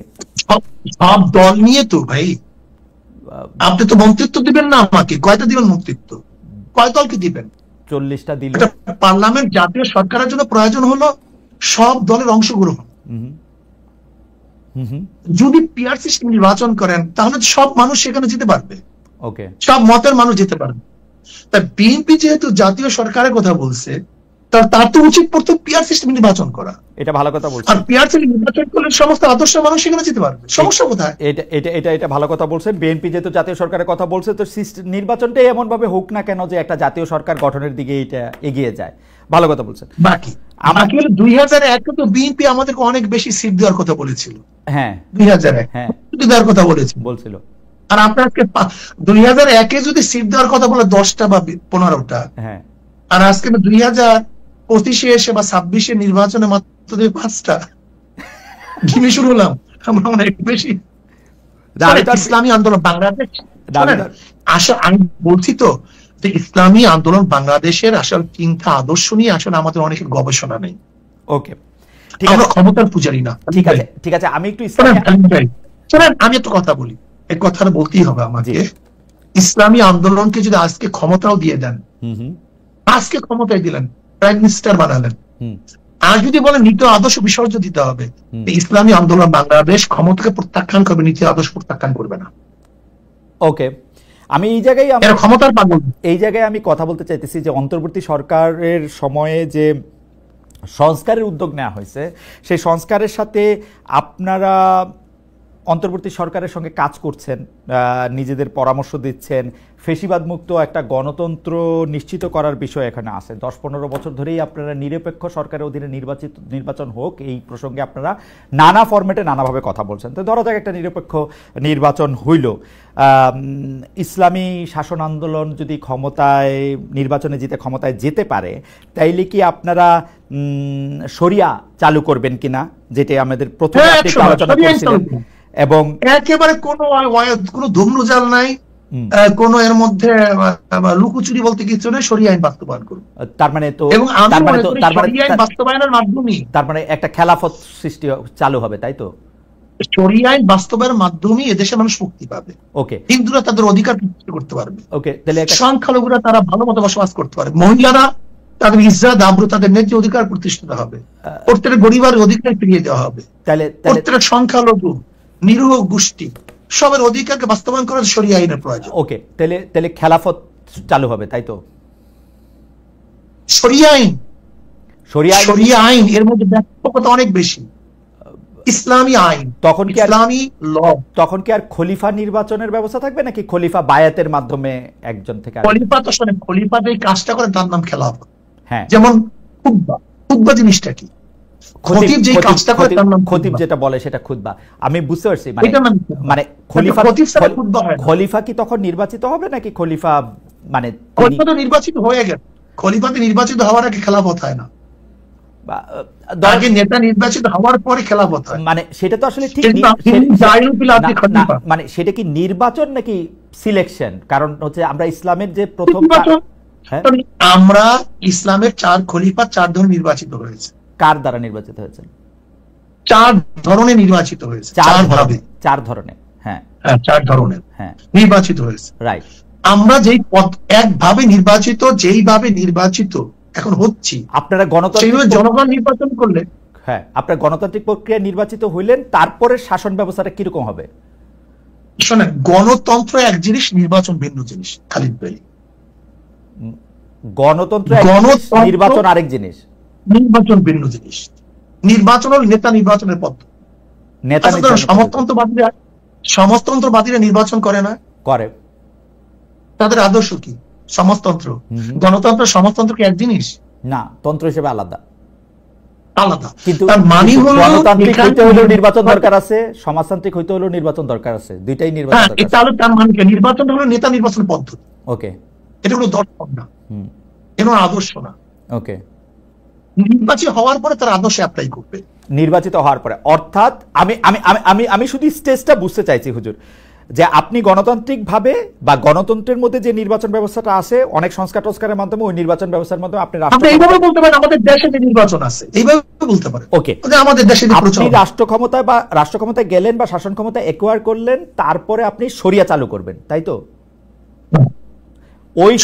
ওই শরিয়া কি এখন অন্য পৃথিবীতে অন্য জায়গায় চালু আছে, এরকম কোন উদাহরণ কি আমরা দেখবো? মানে আমরা এরকম শরিয়া দেখতে চাই বা এরকম শরিয়া দেখতেছি, ধরেন এই পৃথিবীর অন্য কোন রাষ্ট্র? আমাদের শরিয়া আমাদের দর্শন, হ্যাঁ আমাদের দর্শন, আমাদের শরিয়া, হ্যাঁ হ্যাঁ আমাদের কোরআন ও হাদিসের মধ্যে দেয়া আছে। এখনকার কোন রাষ্ট্র আছে কিনা? আমার মতে দেখেন, এখনকার কোন রাষ্ট্র ব্যবস্থা আছে কিনা, এরকম রাষ্ট্র ব্যবস্থা আছে কিনা? এখন ইরানের মধ্যে আপনি দেখতে পারেন, সেখানে শরিয়া অনেক বেশি। কার মধ্যে? আফগানিস্তানের মধ্যে। আফগানিস্তানের মধ্যে। আপনি আফগানিস্তানের মতো একটা বাংলাদেশ বানাতে চান? হ্যাঁ, বানাতে চাই। আর ইরানের মতো? দেখেন, ইরানের ব্যাপারটা হলো, যেখানে ইরানের যদি ভালো ভালো যে দর্শনগুলি আছে, ইরানের যে ভালো দর্শন, ওকে, যেটা শরিয়াতে সাংঘর্ষিক না। আমেরিকার যে ভালো দর্শন, শরিয়াতে সাংঘর্ষিক না। ইংল্যান্ডের কোনো ভালো দর্শন, শরিয়াতে সাংঘর্ষিক না। রাশিয়ার কোনো ভালো দর্শন, যেটা ইসলামের সাথে সাংঘর্ষিক না। এরকম জনগণের স্বার্থে। ওকে ওকে, তাহলে আমি মোরলেস মনে করতেছি যে আফগানিস্তানে এখন যে শরিয়া ভিত্তিক রাষ্ট্র ব্যবস্থা চালু আছে, আপনি বাংলাদেশে আপনারা যদি নির্বাচিত হন, তো সেরকম একটা শরিয়া ভিত্তিক রাষ্ট্র ব্যবস্থা চালু করতে চান, তাই তো? বলতে পারেন, কোনো সন্দেহ নেই। ওকে, এই ক্ষেত্রে একটা প্রশ্ন চলে আসে, আপনি প্রশ্ন করতে পারেন, সেখানে কোনো সমস্যা হবে কিনা সেই প্রশ্নগুলো স্পেসিফিক করতে পারেন। হ্যাঁ, আমি স্পেসিফিক, তাহলে এই প্রশ্ন আমি স্পেসিফিকই করি যে আপনারা মানে প্রসঙ্গটা আইনা করি আর কি, আপনারা নারী বিষয়ক সংস্কার কমিশনের ঘোর বিরোধী। আপনাদের সমাবেশ থেকে এই কমিশনকে ডাস্টবিনে নিক্ষেপ করার দাবি করা হয়েছে। আপনারা বলেছেন নারী কমিশন প্রতিটি পৃষ্ঠায় ধর্মের অবমাননা করা হয়েছে, এর সঙ্গে সংশ্লিষ্টদের আইনের আওতায় আনা হবে, ঢাকায় তাদের প্রকাশ্যে বিচার করতে হবে, যেন ভবিষ্যতে, হ্যাঁ যেন ভবিষ্যতে এমন কেউ এমন প্রস্তাব দেওয়ার সাহস না পায়। এই নারী কমিশনের রিপোর্ট নিয়ে ডক্টর মোহাম্মদ ইউনূস অনেক উচ্ছ্বাস প্রকাশ করেছিলেন। আপনি কি মনে করেন তাকেও শাস্তির আওতায় আনা উচিত কিনা? এটা হচ্ছে প্রথম প্রশ্ন। দুই হচ্ছে, নারীদের অধিকারের ক্ষেত্রে আপনি আফগানিস্তানের উদাহরণ দিয়েছেন, যেহেতু সেহেতু আমি বলতেছি যে আফগানিস্তানে মেয়েরা কাজ করতে পারে না, পড়ালেখা করতে পারে না, ইন্ডিপেন্ডেন্ট অনেক কাজ করতে পারে না, বরং সৌদি আরবে অনেকে অনেক সহজে করতে পারে। আপনারা কোনটা নিতে চান? বা এবং ইরানে অনেক মেয়েরা অনেক কাজ করে, আরব দেশে, মালয়েশিয়া তো তাই। জি খালিদ ভাই, জি আপনার নারী বলতে কোন নারী মনে করেন? আমাদের দেশে বেদে সম্প্রদায়ের নারী মনে করেন, না চেয়েছিলাম হেচ্ছা হয়ে গেলাম বেশ্যা, এদের বাস্তবায়ন করতে চান? না তসলিমার দর্শন বাস্তবায়ন করতে চান? না সুফিয়া কামালের দর্শন বাস্তবায়ন করতে চান? আমি নারী পুরুষের সমান অধিকার চাই। আমি নারী পুরুষের সমান অধিকার চাই, মানুষ হিসাবে নারী এবং পুরুষের সমান অধিকার। আমি কথা বলতে দেন ভাই। জি, আমি আগে আমাকে প্রশ্ন করলেন, সেজন্য আমি বললাম আর কি। না ঠিক আছে, আমি সেই প্রশ্নের জবাব দেব। আমি নিজে প্রশ্ন করে নিজে জবাব দেব। ও আচ্ছা, বুঝতে পারিনি। জি, আমি প্রশ্ন করার পর আমি জবাব দেব। আমি সেই প্রশ্নটা নিজেকেই করতে, ঠিক আছে ঠিক আছে। আমাদের দেশের নারীদের মধ্যে যারা মাদ্রাসায় পড়াশোনা করে, ধরেন আমার স্ত্রী কি, আমার মা কি, আমার বোন কি, আমার মেয়ে কি। এখন আমার মেয়ে, আমার বোন, আমার মা, আমার স্ত্রীর যদি কোনো, যারা বলছে চেয়েছিলাম হেচ্ছা হয়ে গেলাম বেশ্যা, তারা যদি প্রণয়ন করে সেই নারী নীতিটা, আপনি কি মনে করবেন? প্রশ্ন আপনার কাছে আমি করলাম, এটার জবাব দেবেন। দেখেন, আমরা নারীদের সমান অধিকার চাই না, আমরা ন্যায্য অধিকার চাই। ক্লিয়ার কাট কথা, আমরা নারীদেরকে সমান অধিকার চাই না। ধরে নেন খালিদ ভাই, আপনি আপনার স্ত্রী গেলেন বাজারে, বড় একটা ব্যাগ, যদি সমান হয় তার কতক্ষণ আপনার স্ত্রী টানতে হবে, কতক্ষণ আপনার টানতে হবে, কিন্তু টানে কে ব্যাগটা? এখানে আমি আমার স্ত্রীকে অগ্রাধিকার দিই, মানে অগ্রাধিকার দিই, এখানে আমি কষ্ট বইতে দেব না। ধরে নেন 2 মণ একটা বোঝা, এটা আমি স্ত্রীর মাথায় তুলি না স্বামীর মাথায় তুলি, এখানে আমি স্ত্রীকে কষ্ট দেব না। আমি স্ত্রীর ন্যায্য অধিকার চাই।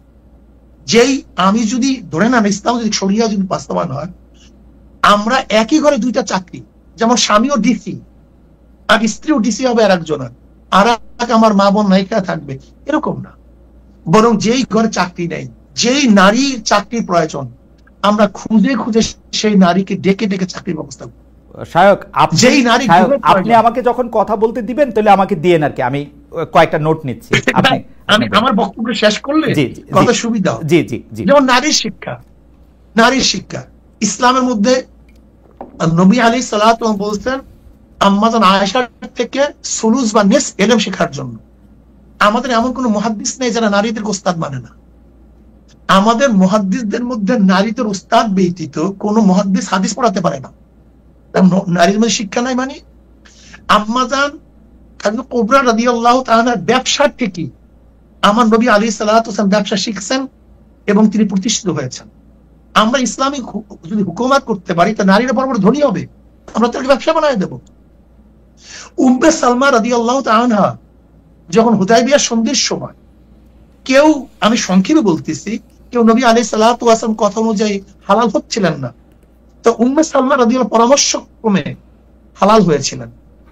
এখন কেউ যদি মনে করেন যে নারীবাদী মানে হলো তাকে ওই অমুকের দর্শনে চলতে হবে, এইটাই নারীদের সমান অধিকার, এইটাই মানি না। আমি মনে করি যেখানে নারীদের যতটুকু ন্যায্য অধিকার প্রতিষ্ঠা করা দরকার, আমরা সেখানে নারীদেরকে সেই ন্যায্য অধিকার প্রতিষ্ঠা করব। দেখেন, ইসলামের মধ্যে মিশরের এক ডক্টর একটা কিতাব লিখছেন, সেখানে 30,000 মুহাদ্দিসদের নাম দিয়ে আসেন, 30,000 মুহাদ্দিসা। নারীদের মধ্যে হাজার বড় বড় যোদ্ধা ছিলেন, কবি ছিলেন। খানসা রাদিয়াল্লাহু তাআলা ইসলামের মধ্যে বহুত বড় কবি ছিলেন, তিনি নারী ছিলেন। কাজী এই যে নারী নিয়ে পাশ্চাত্যরা আজকে আমাদের নারী মাজাদের কোথায় নিয়ে পৌঁছাইছে দেখেন তো আপনার পাশ্চাত্যের অবস্থাটা কি? আপনি খুঁজে দেখেন। আজকে নারী অধিকারের নামে এই কয়েকদিন আগে সাভারে হত্যা করছে তার বাবাকে। এখন যদি কেউ টেনেন্ডারে সেই নারীদের অধিকার বাস্তবায়ন করতে চান, কেউ যদি সমকামী নারীদের অধিকার বাস্তবায়ন করতে চান, কেউ যদি এই অমুক মানে পাশ্চাত্য নারীদের অধিকার বাস্তবায়ন করতে চান, এখন জাপানে মেয়েরা বাচ্চা নিতে চায় না, রাশিয়ায় বাচ্চা নিতে এখন চায় না নারীরা, কোন নারীরা এখন মানে ঘরের কথা শুনতে চায় না। আমরা এই অধিকার বাস্তবায়ন করতে চাই না, বরং আমার মা বোনদেরকে ন্যায্য অধিকার দেব, তাদের অধিকার প্রতিষ্ঠিত করব, তার ইজ্জত সম্মান রক্ষা করব, তাদের যেখানে যেখানে প্রয়োজন সেখানে আমরা তাদের কাজে লাগাবো। আমি বলি, হ্যাঁ শায়ক, আপনাকে ধন্যবাদ। শায়ক, আমার অনেকগুলি প্রশ্ন, আপনি যদি একটু ছোট ছোট করে জবাব দেন যে আপনাদের যে নারী নিয়ে বা বাংলাদেশে শরিয়া প্রতিষ্ঠা করা নিয়ে যে আপনাদের আদর্শ, সেই আদর্শের সাথে আপনারা ওই দিন যাদের সাথে মহাসম্মেলন করেছেন, অর্থাৎ জামায়াত, এনসিপি এবং অন্যান্য দলগুলি, তারা কি আপনাদের সাথে একমত কিনা, বা এই ব্যাপারটা নাও হতে পারে? ঠিক আছে, এইবার আপনি নারীদের ন্যায্য অধিকারের কথা বলেছেন শায়ক। নারীদের ন্যায্য অধিকারটা আসলে কে ঠিক করে দিবে? নারীদের ন্যায্য অধিকারটা কি শায়ক আপনি ঠিক করে দিবেন, নাকি নারীরা এরকম ভাবে ন্যায্য অধিকার নিতে পারবে যে ধরেন সে বিশ্ববিদ্যালয়ে পড়লো, পড়ার পরে সে চাকরি করবে কি করবে না, ঘর করবে না বাচ্চা নিবে না, কি করবে সেটা সে তার মতো করে ঠিক করবে, সেটা সে ঠিক করবে, নাকি এটা রাষ্ট্র বা আপনি যারা রাষ্ট্র পরিচালনা করবেন তা ঠিক করে দিবে? রাষ্ট্র আপনার উপর কিছু নির্দিষ্ট আইন দিয়ে দেয়, আবার রাষ্ট্র আপনার কিছু কাজ করার জন্য দেয়। ওকে, একটা রাষ্ট্র কিন্তু ব্যক্তিরও কিছু কাজের অনুমতি দেয়।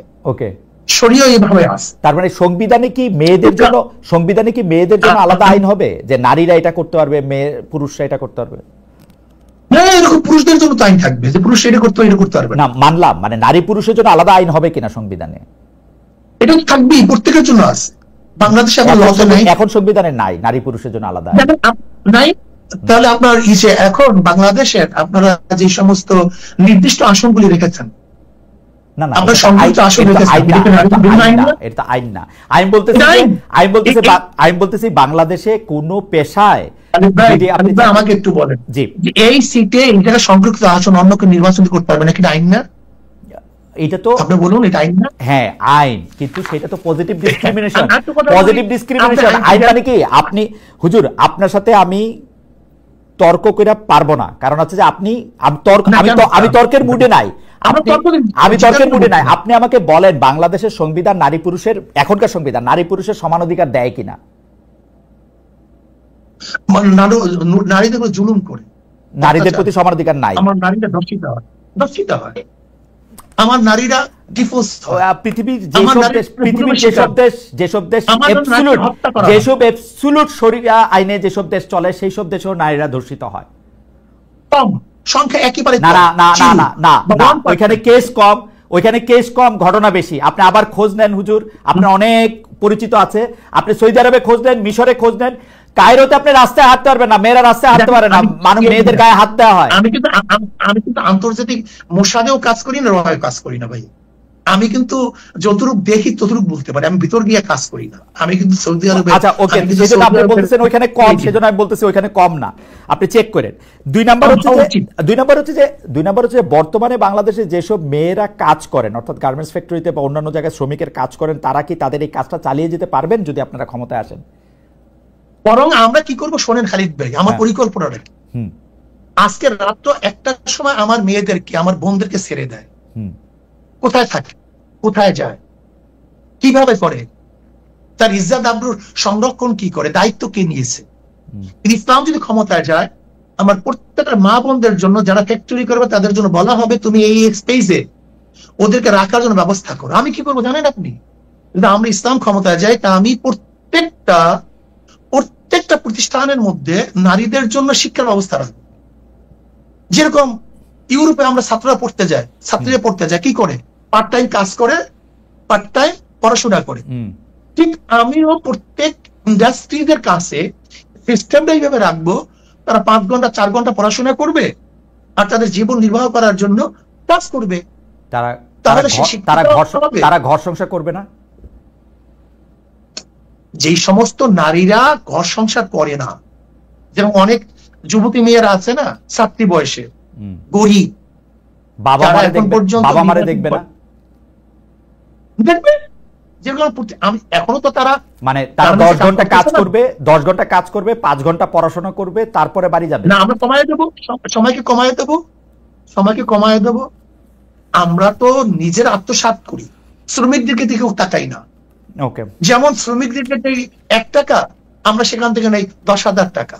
ওকে, কিন্তু আমরা পার্সেন্ট শ্রমিকদের কাজ কমায় দেবো, বেতন বাড়ায় দেবো। ওকে, বিশ্ববিদ্যালয়ে যেমন নারীরা পড়াশোনা করছেন, এখন পাবলিক বিশ্ববিদ্যালয়গুলিতে পুরুষরা পড়াশোনা করছেন, সেই সিস্টেমে মানে সেই শিক্ষানীতিতে তো পরিবর্তন আসবে, তাই তো? না, আসলে আমরা ভুল বুঝি কেন? জি, ইসলাম আসলে ব্যাংক, আদালত, যারা এখন বিচারক তারা বিচারক থাকবে, আচ্ছা, যারা ব্যাংকার তারা ব্যাংকার থাকবে। যে শিক্ষকরা পড়াইতেছেন তারা, যেমন ধরেন আমাদের শিক্ষকরা এখন কি পড়ায়, এখন পড়াইতেছে তারা ডারউইনের থিওরি, আরো অনেক কিছু পড়ায় ডারউইনের থিওরির পাশাপাশি। ধরে নেন যেটা ছিল না। তার মানে কি, শিক্ষা মন্ত্রণালয়ের নীতি চেঞ্জ হয়েছে, কিন্তু যে ওস্তাদ কোনো চেঞ্জ হয় নাই। ঠিক আমরাও প্রত্যেকটা জায়গায় শুধু কিছু নীতি আদর্শ চেঞ্জ করে দেব, যেটা সাংঘর্ষিক, যেটা মানুষের জন্য কল্যাণকর নয়, এটা শরিয়াত ভিত্তিক। এটা আপনারা একটা বোর্ড করে তারপর এটা ঠিক করে দিবেন যে এইটা প্রত্যেক জায়গায় আলাদা আলাদা বোর্ড থাকবে, সংস্থা থাকবে, নীতিমালা থাকবে, সেইভাবে আপনারা চেঞ্জ করে দিবেন। কিন্তু মানে আমাদের দর্শকদের মধ্যে অনেকে কনফিউজড হচ্ছেন এরকম করে যে আফগানিস্তানের মতো পড়াশোনা হইলে তো এটা অন্যরকম হবে। আপনারা কি মানে ঠিক আফগানিস্তানের মতো তো চান না? মানে আফগানিস্তানের পুরো খবরটা কি পুরো স্পষ্ট কি আমাদের কাছে আছে? জি জি, আফগানিস্তানের পুরো খবরটা কি আমাদের আছে? শুধু আমি এর জন্য বলছি, আফগান কিন্তু আমাদের মূল লক্ষণ না, ওকে, দর্শন না। আমাদের মূল দর্শন কোরআন হাদিস, ইসমা কিয়াস। আমি উদাহরণ দিলাম এর জন্য, দেখেন খালিদ ভাই, যেখানে এখন তারা ঋণ মুক্ত মাত্র কয়েক বছরে, ওকে, যে অর্থনীতি গোটা দুনিয়ার মধ্যে সবাই ভেবেছিলেন যে অবরোধকৃত একটা দেশ সবাই মানে ক্ষুধায় মরে যাবে, দুর্ভিক্ষ হবে, সেখানে তার অর্থনীতি সবচেয়ে স্টাবলিশ হয়ে গেছে, সেখানে মানুষগুলি এখন সুখে শান্তিতে বসবাস করতেছে।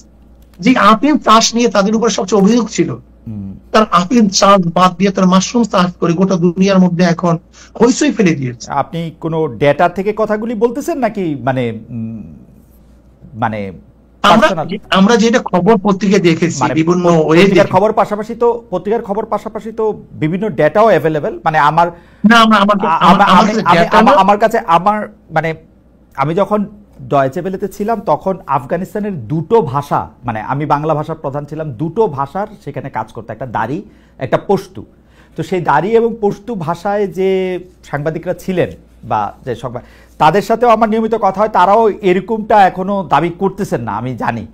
তো আমি জানি না যে মানে আপনার দাবি আমি কি হয়। হাওয়েভার সেটা হচ্ছে আপনি যখন এগুলি দেখবেন তো সেগুলি আরো ভালো করে দেখবেন। সাম্প্রতিক মহাবশে আপনি দাবি করেছেন হুজুর আমরা আপনার কাছ থেকে আরেকটু সময় চাচ্ছি, কারণ বেশ কিছু প্রশ্ন রয়ে গেছে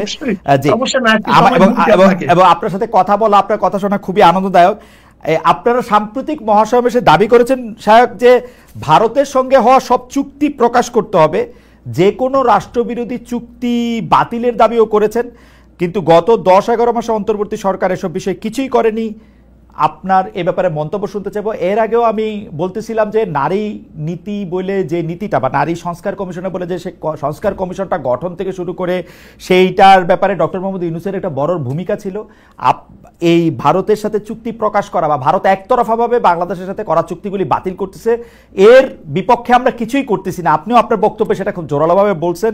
এটার জন্য আপনি ডক্টর মোহাম্মদ ইউনূস সরকারকে খুব দুর্বল সরকার মনে করেন কিনা, তাদের ভারত নীতি শুধু লিপ সার্ভিস মনে করেন কিনা, শুধু পপুলিস্ট ভাবে জনগণকে একটা কিছু বলা? দেখেন, আসলে আমি যত অনুভব করতেছি যে ইউনূস সরকার যেই উদ্যমে কাজ করা শুরু করেছিলেন, আমাদের অসহযোগিতার কারণে মনে হয় তার উদ্যমের মধ্যে কিছুটা হলো আমার ধারণা, আমি জানি না, তার কাছে আমি কথা বলিনি, তার উদ্যমের মধ্যে কিছুটা হলো ভাটা পড়েছে বলে আমার ধারণা। যেহেতু আমরা সহযোগিতা ঠিক মতো করছি না, আমরা তাতে ডিসকানেক্ট করার জন্য চেষ্টা করছি, বা এই কথাগুলো আমরা বলেছি প্রসাব করে ভেসে যাবে, অমুক তমুক অনেক কথাই বলেছি, সে একজন ভদ্রলোক। দেখেন, ইউনূস সরকারের সরকার স্থায়িত্ব হোক বা তার নীতি আদর্শ আমি গ্রহণ ব্যাপারটা কিন্তু এরকম না। আমরা যেই 3টে জিনিসের উপরে সংস্কার, নির্বাচন এবং বিচারের ব্যাপারে ইউনূস সরকারের কাছে আমরা দাবি জানিয়ে আসছি, সেহেতু সেই ব্যাপারগুলির জন্য যদি আমরা বারবার বাধা সৃষ্টি করি, তাহলে তার মন এবং তার সরকারের অবস্থাটা কতটুকু কি হতে পারে সেটা আপনিও ভালো বোঝেন, আমিও ভালো বুঝি। তবে আমি ইউনূস সরকারকে বলবো, সাহস নিয়ে এই দেশকে রক্ষা করার জন্য দেশ বিরোধী সমস্ত চুক্তিগুলি বাতিল করা উচিত। এর জন্য আমরা মহাসম্মেলনে প্রেসার দিয়েছি এবং কি কি চুক্তি হয়েছে বিগত সরকারের আমলে সেগুলি জনগণকে জানানো, এটা আমাদের দাবি। ওকে শায়ক, অন্তর্বর্তী সরকারের সময় একের পর এক মাজার ভাঙা হয়েছে, যে সংখ্যা এখন শতাধিক হয়েছে। মাহফিল, জলসা, ওরসের আয়োজনও বন্ধ করা হয়েছে অনেক এলাকায়। এসব ঘটনায় কেউ বলছেন তৌহিদি জনতা জড়িত, কেউ বলছেন মব জড়িত। আপনারা বিষয়টাকে কিভাবে দেখছেন? সংখ্যালঘুদের প্রশ্নে আমি আবার পরে আসছি। আপনি যদি মাজার, ওয়াজ, তারপরে হচ্ছে মাহফিল, জলসা, ওরস, এই মাজার ভাঙ্গা, এটার সাথে আমরা একমত। মাজার মানে কি? জায়েজ জিয়ারত, যেখানে জিয়ারত করা হয় সেটার নাম হলো মাজার। মসজিদ মানে কি? যেখানে সিজদা করা হয় তার নাম মসজিদ। মাজার তো খারাপ জিনিস না। ওখানে যদি কেউ ভণ্ডামি করে, কেউ সিজদা দেয়, শিরক করে, সেটাকে বাধা দেওয়া উচিত, বুঝানো উচিত। কিন্তু কেউ যদি মাজার ভাঙ্গে, এটা করে সেটা করে, সেটা আমি একমত না। আমি মনে করি আমাদের যারা এই কাজগুলি করে সেখান থেকে তাদের ফিরে আসা উচিত। বরং ইসলামের নামে যে সমস্ত ভাইয়েরা, আমার ইসলামের দাবিদার আমার মুসলিম ভাই বোনেরা যদি শরিয়াত বিরোধী কোনো কাজ করে, আমি তাদের অনুরোধ করব এটা থেকে তাদের ফিরে আসা উচিত। ইসলামের মধ্যে যেগুলি নেই সেগুলো করা উচিত না। কিছু ঘটনায় দেখা যাচ্ছে, অনেক ক্ষেত্রে ঘটনাগুলি পাশের দেশ মানে ভারতেরও হতে পারে, কারণ ভারত একটি সাংঘাতিকভাবে, বিশেষ করে মোদী সরকার সাংঘাতিকভাবে মুসলমানদের উপর অত্যাচারী একটি সরকার, তারা আদর্শ হিসাবেও সেটা বিলায়। তো সেইটার একটা আফটারমেথ, একটা ইফেক্ট হিসাবে বা কী হিসাবে আমি জানি না, আমরা সংখ্যালঘু সম্প্রদায়ের উপর নানা ধরনের হামলা, অত্যাচার এবং হুমকি ধামকি এগুলি দেয়ার দেখি। এইসব ঘটনা আপনারা কীভাবে দেখেন? অনেকের কাছে এই ব্যাপারটি সামনে চলে আসে যে সংখ্যালঘুরা আসলে খুব বেশি নিরাপদ না। কেউ কেউ উদাহরণ হিসাবে এই যে ইসকনের বহিষ্কৃত নেতা এবং সনাতনী জাগরণ জোটের মুখপাত্র চিন্ময় কৃষ্ণ ব্রহ্মচারীর গ্রেপ্তার, জামিন একবার হওয়া না হওয়া, এগুলি নিয়েও প্রশ্ন তোলেন। এইসব ব্যাপারগুলি নিয়ে আসলে আপনাদের মতামত কি? দেখেন, আমাদের দেশের হিন্দু সম্প্রদায় বা সংখ্যালঘুরা, শুধু হিন্দু সম্প্রদায় না, বৌদ্ধ হোক বা চাকমা হোক, যারাই হোক না কেন, আমাদের দেশের সংখ্যালঘুরা যে নিরাপদে আছে, গোটা দুনিয়ার মধ্যে, ভারতের মধ্যে সংখ্যালঘুরা এত নিরাপদে আছে বলে, হিন্দুরা এত নিরাপদে আছে বলে আমার জানা নেই। বরং সেখানে দলিত বিভিন্ন গোত্র নিয়ে যে অবস্থা চলতেছে, দেখেন হিন্দুদের মধ্যে তো জাত বেদের কোনো অভাব নেই, এদিকে আমি ব্যাখ্যায় যাব না। এমনকি এক হিন্দুর ঘরে আর একজন ঢুকলে উষ্টা লাগে, এক হিন্দু আর এক হিন্দুর ঘরে ঢুকলে, এক হিন্দু সম্প্রদায় আর এক হিন্দু সম্প্রদায়ের কিন্তু আমি মনে করি আমাদের বাংলাদেশের হিন্দু সম্প্রদায় বা অন্যান্য সংখ্যালঘুরা সবচেয়ে বড় নিরাপদে আছে। আমাদের দেশের হিন্দু বা অন্য সম্প্রদায় সংখ্যালঘুদের নির্যাতনটা অনেকটা শ্রেষ্ঠ, অনেকটা এই যে পুঁজিমণ্ড ভাঙ্গা, এর মধ্যে অনেক সময় দেখা যায় যে হিন্দু সম্প্রদায় আছে। এর জন্য আমি প্রস্তাব দিয়েছিলাম আগের থেকেই যে প্রত্যেকটা পূজা মণ্ডপে সিসি ক্যামেরা ফিটিং করা উচিত। যেখানে সিসি ক্যামেরা থাকবে না সেই পূজা মণ্ডপের অনুমতি দেওয়া হবে না, কিন্তু সেটা বাস্তবায়ন এখন পর্যন্ত হয়নি। এটা হয়নি। দেখেন, 5ই আগস্টের পরে সবচেয়ে বেশি মন্দির পাহারা দিয়েছিলাম আমরা জানি যে ভারত এদেরকে ব্যবহার করবে, এর জন্য আমরা আগে থেকে প্ল্যানটা করেছিলাম, তাদেরকে আমরা সতর্ক করেছি, বলেছি, আমরা তাদেরকে মানে সাহায্য সহযোগিতার জন্য হাত বাড়িয়ে দিয়েছিলাম, তাদেরকে আমরা পাহারাদারি। এখন আপনারা তাই করে যাচ্ছেন, তাই তো? আমরা এখনই করি। আমরা এটা, আমি কিছু স্পষ্ট বলতে চাই যে এদেশে মুসলমানরা ইসলাম পালন করে দেখেই হিন্দু সম্প্রদায় বা সংখ্যালঘুরা নিরাপদে আছে না। কিন্তু আমরা দেখতে পাচ্ছি যে যারা আসলে মানে সংখ্যাগুরু এরকম ভাবে আমরা না বলি, এভাবে বলি, কেউ ভিন্ন মত অবলম্বন করতে আসলে, বিশেষ করে এটা যদি ধর্মীয় ভিন্ন মত হয়, এমনকি আপনি হিন্দু, খ্রিস্টান, বৌদ্ধ এদের কথা আপনি বাদ দেন, ধরেন আহমদিয়া সম্প্রদায়, তারা একটা মতবাদ নিয়ে আসে, কিন্তু আমরা সবসময়ই দেখি যে তারা একটা সাংঘাতিক রকমের বাধা বা একটা অপারেশনের শিকার হয়। এইটাকে কিভাবে দেখেন? মানে তারা আমি তাদেরকে বিশ্বাস না করতে পারি তাদের সাথে, কিন্তু তাদেরকে কি প্রতিহত করতে হবে আমাদের? মানে ব্যাপারটা কি এরকম? আপনারা কয় ভাই? আপনারা কয় ভাই? 3 ভাই। 3 ভাই। আচ্ছা, 3 ভাই যদি এখন ই করি সমালোচনা, বাবা আমার বাপ কি বাপ না, তখন আপনি কি করবেন? আপনার বাপ 3 ভাই যদি বাবা নিয়ে প্রশ্ন তুলে যে আমার বাপ কি বাপ না, তখন কি করবেন? সেটা একটু প্রশ্ন আমার এগুলিতে, মানে আমি দেখেন, হ্যাঁ, মূল প্রশ্নটা হলো এখানে আমরা 7 ভাই 1 বোন, এখানে বাবা মা নিয়ে কোনো প্রশ্ন তুলে না। এইটা বিশ্বাস করব কি করব না, এই আদর্শ মানবো কি মানবো না, এটা বোকা।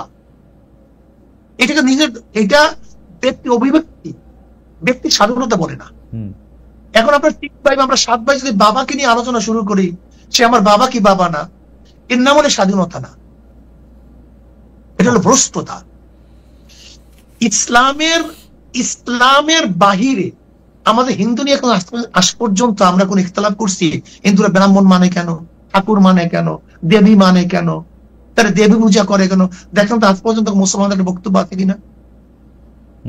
খ্রিস্টানরা রবিবার কেন পূজা করে, কেন শুনি এরকম, কিন্তু আপনারা যারা আলেম আছেন তারা বলেন না কখনো, এটা আমি দেখছি। শুনি একটা হলো তাদের ঠাকুর বাহিনী আলোচনা করা, কিন্তু তারা কেন করে এটা নিয়ে আমাদের বক্তব্য থাকে না। আমি ঈদের দিনের ওয়াজেও শুনছি বাংলাদেশের একজন সবচেয়ে বিখ্যাত বক্তাদের একজন বলছেন হিন্দু ধর্ম হচ্ছে খাচ্চর পূজা করার একটা ধর্ম, হিন্দু ধর্ম হচ্ছে কি জানি সবচেয়ে অপছন্দ ধর্ম। বলতে পারে তাদের ধর্ম কি পূজা করে, সাপ পূজা করে, খাচ্চর পূজা করে, কচ্ছপ এটা বলতে পূজা পারে, করে, এটা বলতে পারে, তাই না? এটা তারা করে, এটা বলতে পারেন আপনি যে তাদের ধর্মটা কি। তারা না না, পূজা করে। আচ্ছা আমি এই আলোচনায় না যাই, কারণ আরেকটা ধর্ম থেকে আমি শেষ করতে দিই, একটু শেষ করতে দেই। জি, হিন্দুরা হিন্দুদের ধর্ম পালন করবে, খ্রিস্টানরা খ্রিস্টান ধর্ম পালন করবে, মুসলমানরা মুসলমান ধর্ম। কিন্তু কোন খ্রিস্টান যদি বলে আমি খ্রিস্টান মুসলমান ধর্ম পালন করি, এখানে আমাদের ইখতিলাফ আছে, আমাদের মতৈক্য আছে।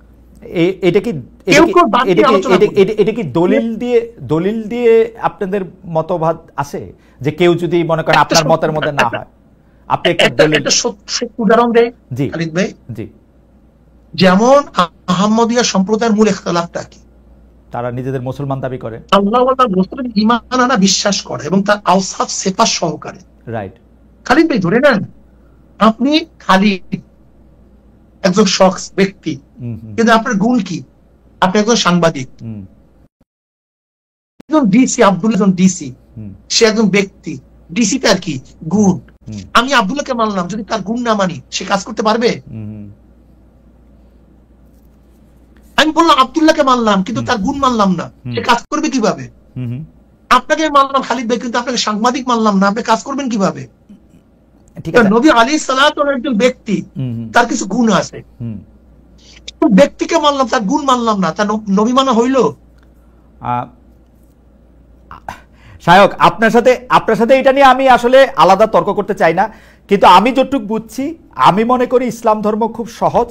ইসলাম ধর্মের মধ্যে থেকে আমি যদি আল্লাহকে মানি, আমি যদি তার প্রেরিত নবীকে সর্বশ্রেষ্ঠ রাসূল বলে, প্রেরিত পুরুষ বলে মানি, আমি ইসলাম ধর্মে বিশ্বাস করি, এই শাহাদাত, কলেমা শাহাদাত যদি আমি পড়ি, অন্য কেউ আপনি ভালো বলতে পারবেন, অন্য আরেকটা মানুষ আমি অমুসলিম কিনা এটা বলতে পারে কিনা আমি জানি না। আমি খালিদ ভাই একটু উদাহরণ দিলে বুঝতে পারবেন। জি বলেন তো। টাকার 99 জায়গায় মিল আছে, এক জায়গায় মিল নাই, সেটা নকল না অরিজিনাল। একটা টাকা 1000 টাকা, আচ্ছা হ্যাঁ হ্যাঁ হ্যাঁ, 99 জায়গায় মিল আছে, এক জায়গায় মিল নেই, সেটা নকল না অরিজিনাল? না, সেটা তো অবশ্যই নকল, কিন্তু ঠিক ইসলামের গন্ডি আছে, কিন্তু ইসলামের তো দুইটা জিনিস, আল্লাহকে মানা, তার রসুলকে মানা, মানলে সাক্ষ্য দিলে তারপর গুলি তো আমল, আপনি এইটা করবেন, এটার জন্য আপনার এইটা আপনার জি, আমি ব্যাপকতা যাব না, আমি বলছি যে মানতে হবে, যেই মানা পর্যন্ত আপনার টাকাটা অরিজিনাল হবে সেই পর্যন্ত আপনার সের মধ্যে। আচ্ছা পরিষ্কার আমি শুধু আমি পরিষ্কার, আপনি শুধু এই জায়গাটার মধ্যে যদি একটু বলেন যে অন্য ধর্মাবলম্বীরা ধর্মের নামে একটা ফানি কাজ করতেছে বা একটা খারাপ কাজ করতেছে, কোট আনকোট, কারণ যার যার ধর্ম তার কাছে, এইটা বলাটার শিক্ষা আপনারা দেন কিনা আপনাদের যারা ছাত্র বা অনুসারী আছে, বা এটা দেয়াটা ঠিক কিনা? কারণ আমি কেন এটা বলি, আমি কিন্তু কখনো পোপরে শুনি না বলে যে মুসলমানরা এই কাজটা করে, এটা ঠিক কিরকম জানি ফানি। আমি একটা হিন্দু যে একটা খুব বড় মানুষ আছে, সে একটা বলতে শুনি না যে মুসলমানরা এই কাজটা করে, এটা খুব ফানি। আমাদের হুজুররা বা আমাদের আলেমরা এই কথা কেন বলেন? অনেক সময় যদি কেউ কম্প্রোমাইজ করতে চায়, মুয়াজ্জিন করতে চায়, যেমন ধরেন আপনার কোটটা ভালো না মন্দ, তখন আরেকটা কোটের সাথে তুলনা দিতে হয়। ওকে, যেমন সূর্যর আরেকটা সূর্য না থাকলে এটা তুলনা দিন কিভাবে? এই তুলনাটা কি খুব জরুরি? আমি তো সবচেয়ে ভালো ধর্ম, এটা সবসময় জরুরি না। ইসলাম ধর্ম কি কারোর সাথে আমি কোনো তুলনা করতেছি? আমার তো ওরে বলার দরকার না সর্বশ্রেষ্ঠ। কেউ যদি বলে হুজুর আমি হিন্দু ধর্ম পালন করা, আচ্ছা সমস্যা কি? আমি খ্রিস্টান ধর্ম পালন করার সমস্যা কি? যদি আপনি বলেন দুইটার মধ্যে আপনার পার্থক্য করেন, তখন আমি পার্থক্য করি, এটা আমার মনে হয় কোন, যদি আমি পার্থক্য করি আমার কাছে সমস্যা না শায়ক। আমি জিনিসটা শুধু বলি, আমি যখন 10টা জায়গায় বসে থাকি, যখন আমার 2টা বন্ধু থাকে যারা সুন্নি মুসলমান নন, তারা যদি আমি কোনো একটা আলেমের বক্তব্য ভালো বলে, ধরা যাক আমি শায়েখে চরমনায় সৈয়দ ফজলুল করিমের বক্তব্যই তাদের শোনাইতেছি যে দেখো কিরকম করে উনি মানুষকে দাওয়াত দিতেছেন, এর মধ্যে হঠাৎ করে যদি আমি শুনি যে উনি বলতেছেন যে হিন্দু ধর্মরা আসলে খাশ্বর পূজা করে, হিন্দু ধর্ম আসলে খুব একটা অপচয়ের ধর্ম, হিন্দু ধর্ম একটা নাথিং ধর্ম, ইট হার্টস। মানে আমার কাছে এটা আননেসেসারি মনে হয়। আমি শুধু আপনার কাছে বিচারটা দিয়ে রাখলাম, কারণ আমি তো ওর সাথে প্রতিযোগিতা করতে বসি নাই, আমি ওরে দেখাইতে বসছি যে দেখো ইসলাম ধর্ম কত সুন্দর করে উনি বলতেছেন। খালিদ ভাই দেখেন, এখানে প্রস্রাব করিবেন না করিলে 50 টাকা জরিমানা, এখানে প্রস্রাব করিবেন না করিলে 50 টাকা জরিমানা, এখানে প্রস্রাব করিবেন না করিলে 50 টাকা জরিমানা। দেখেন, কেউ যদি চিন্তা ভাবনা ভালোর দিকে যায় সে কিন্তু খারাপের থেকে ভালো পায়, আর কেউ চিন্তা করছে খারাপের দিকে যায় সে ভালো মতো। আবার দাড়ি কমাও একটু দিতে হয়, দাড়ি কমা দিলে আর না করিবেন না করিবেন না মধ্যে মানে ওই দাড়ি কমাটাও একটু জরুরি, কোথায় থামতে হয় পিরিয়ড সেটাও একটু জরুরি। আমাদের শেষ প্রশ্ন শায়দ, এই জনপ্রিয় অনেক ইসলামী বক্তা, আমি জানি যে অনেক মানে আপনি আসলে আলেমদের আলেম, আপনি পীর সাহেব চরমনায় অনেকেই আপনার কাছে আসেন, অনেক কিছু বিষয় আপনার সাথে পরামর্শ করেন, সেই জন্যই আপনার কাছে বলা, আপনি অন্যভাবে নেবেন না। জনপ্রিয় অনেক ইসলামী বক্তা গত অগাস্ট থেকে ডক্টর ইউনূসের ব্যাপক প্রশংসা করেছেন, এমন কারো কারো পুরনো ওয়াজে আবার ফিরে ফিরে আসছে, যেহেতু ইন্টারনেটে ফুটপ্রিন্ট রয়ে যায় যে ক্ষুদ্র ঋণ, গ্রামীণ ব্যাংকের সমালোচনা, সুদ, নারীর ক্ষমতায়ন, এইসব নিয়ে অনেক কথাবার্তা দেখা যায়। এই যে সার্বিক প্যাকেজটা, এই ক্ষুদ্র ঋণ, গ্রামীণ ব্যাংক, নারীর ক্ষমতায়ন, এটা নিয়ে আপনাদের আসলে অবস্থানটা কি, এবং এটা ডক্টর ইউনূসের অবস্থানের সাথে সাংঘর্ষিক? কোন সময় সে ভালো দিকটা আলোচনা করে, কোন সময় খারাপ দিকটা আলোচনা করছে, একটা মানুষ দুই দিকে থাকতে পারে, এরকম মেবি একটা মানুষ দুই দিকেই থাকতে পারে, ভালো আলোচনা করছে, খারাপ আলোচনা করছে। আপনাকে অনেক ধন্যবাদ শায়খ। আপনি, আমরা অনুষ্ঠানে প্রায় মানে প্রায় না শেষই, আপনি যদি আমাদের দর্শকদের উদ্দেশ্যে, বাংলাদেশের মানুষের উদ্দেশ্যে কিছু বলতে চান, বা সারা পৃথিবীতে আসলে অনেকে আপনাকে শুনছেন, আমরা আমি একটা কথাই বলবো, জি, রাজনৈতিক সৃষ্টি হয়েছে মানুষের কল্যাণের জন্য, রাজনীতি মানুষের সেবা, এটা ব্যবসার কোনো জায়গা না। একজন বিসিএস ক্যাডার সে বেতন পায় কত, অথচ একজন যদি ওয়ার্ডের সভাপতি হয় 1 বছরের মধ্যে দেখা যায় 1 কোটি কোটি টাকার মালিক। আমরা এই দুর্বৃত্তায়ন, এটা আমরা চাই না, সন্ত্রাস চাই না, জুলুম চাই না, অত্যাচার চাই না, অবিচার চাই না, দুর্নীতি চাই না। আমরা চাই রাজনীতি মানুষের সেবার জন্য হবে, কল্যাণের জন্য হবে, মানুষের মুক্তির জন্য হবে, মানুষের অধিকারকে প্রতিষ্ঠা করার জন্য হবে, যেখানে চাঁদাবাজ থাকবে না, দুর্নীতিবাজ থাকবে না, খুনি থাকবে না, ভক্ষক হবে না, রক্ষক। আমরা চাই মানুষের অধিকারকে ফিরিয়ে দেওয়ার জন্য 28 লক্ষ কোটি টাকা দূরের কথা, 1 টাকাও বিদেশ পাচার হবে না। কিন্তু আমরা দেখেছি 91 থেকে 96, 96 থেকে 2001, 1 থেকে 2005, আবার এই 2024 পর্যন্ত, এমনকি এই 53 বছর যারা ক্ষমতায় ছিল তাদের অবস্থান, তাদের আদর্শ, তাদের চরিত্র দেশের মানুষ বারবার দেখেছে।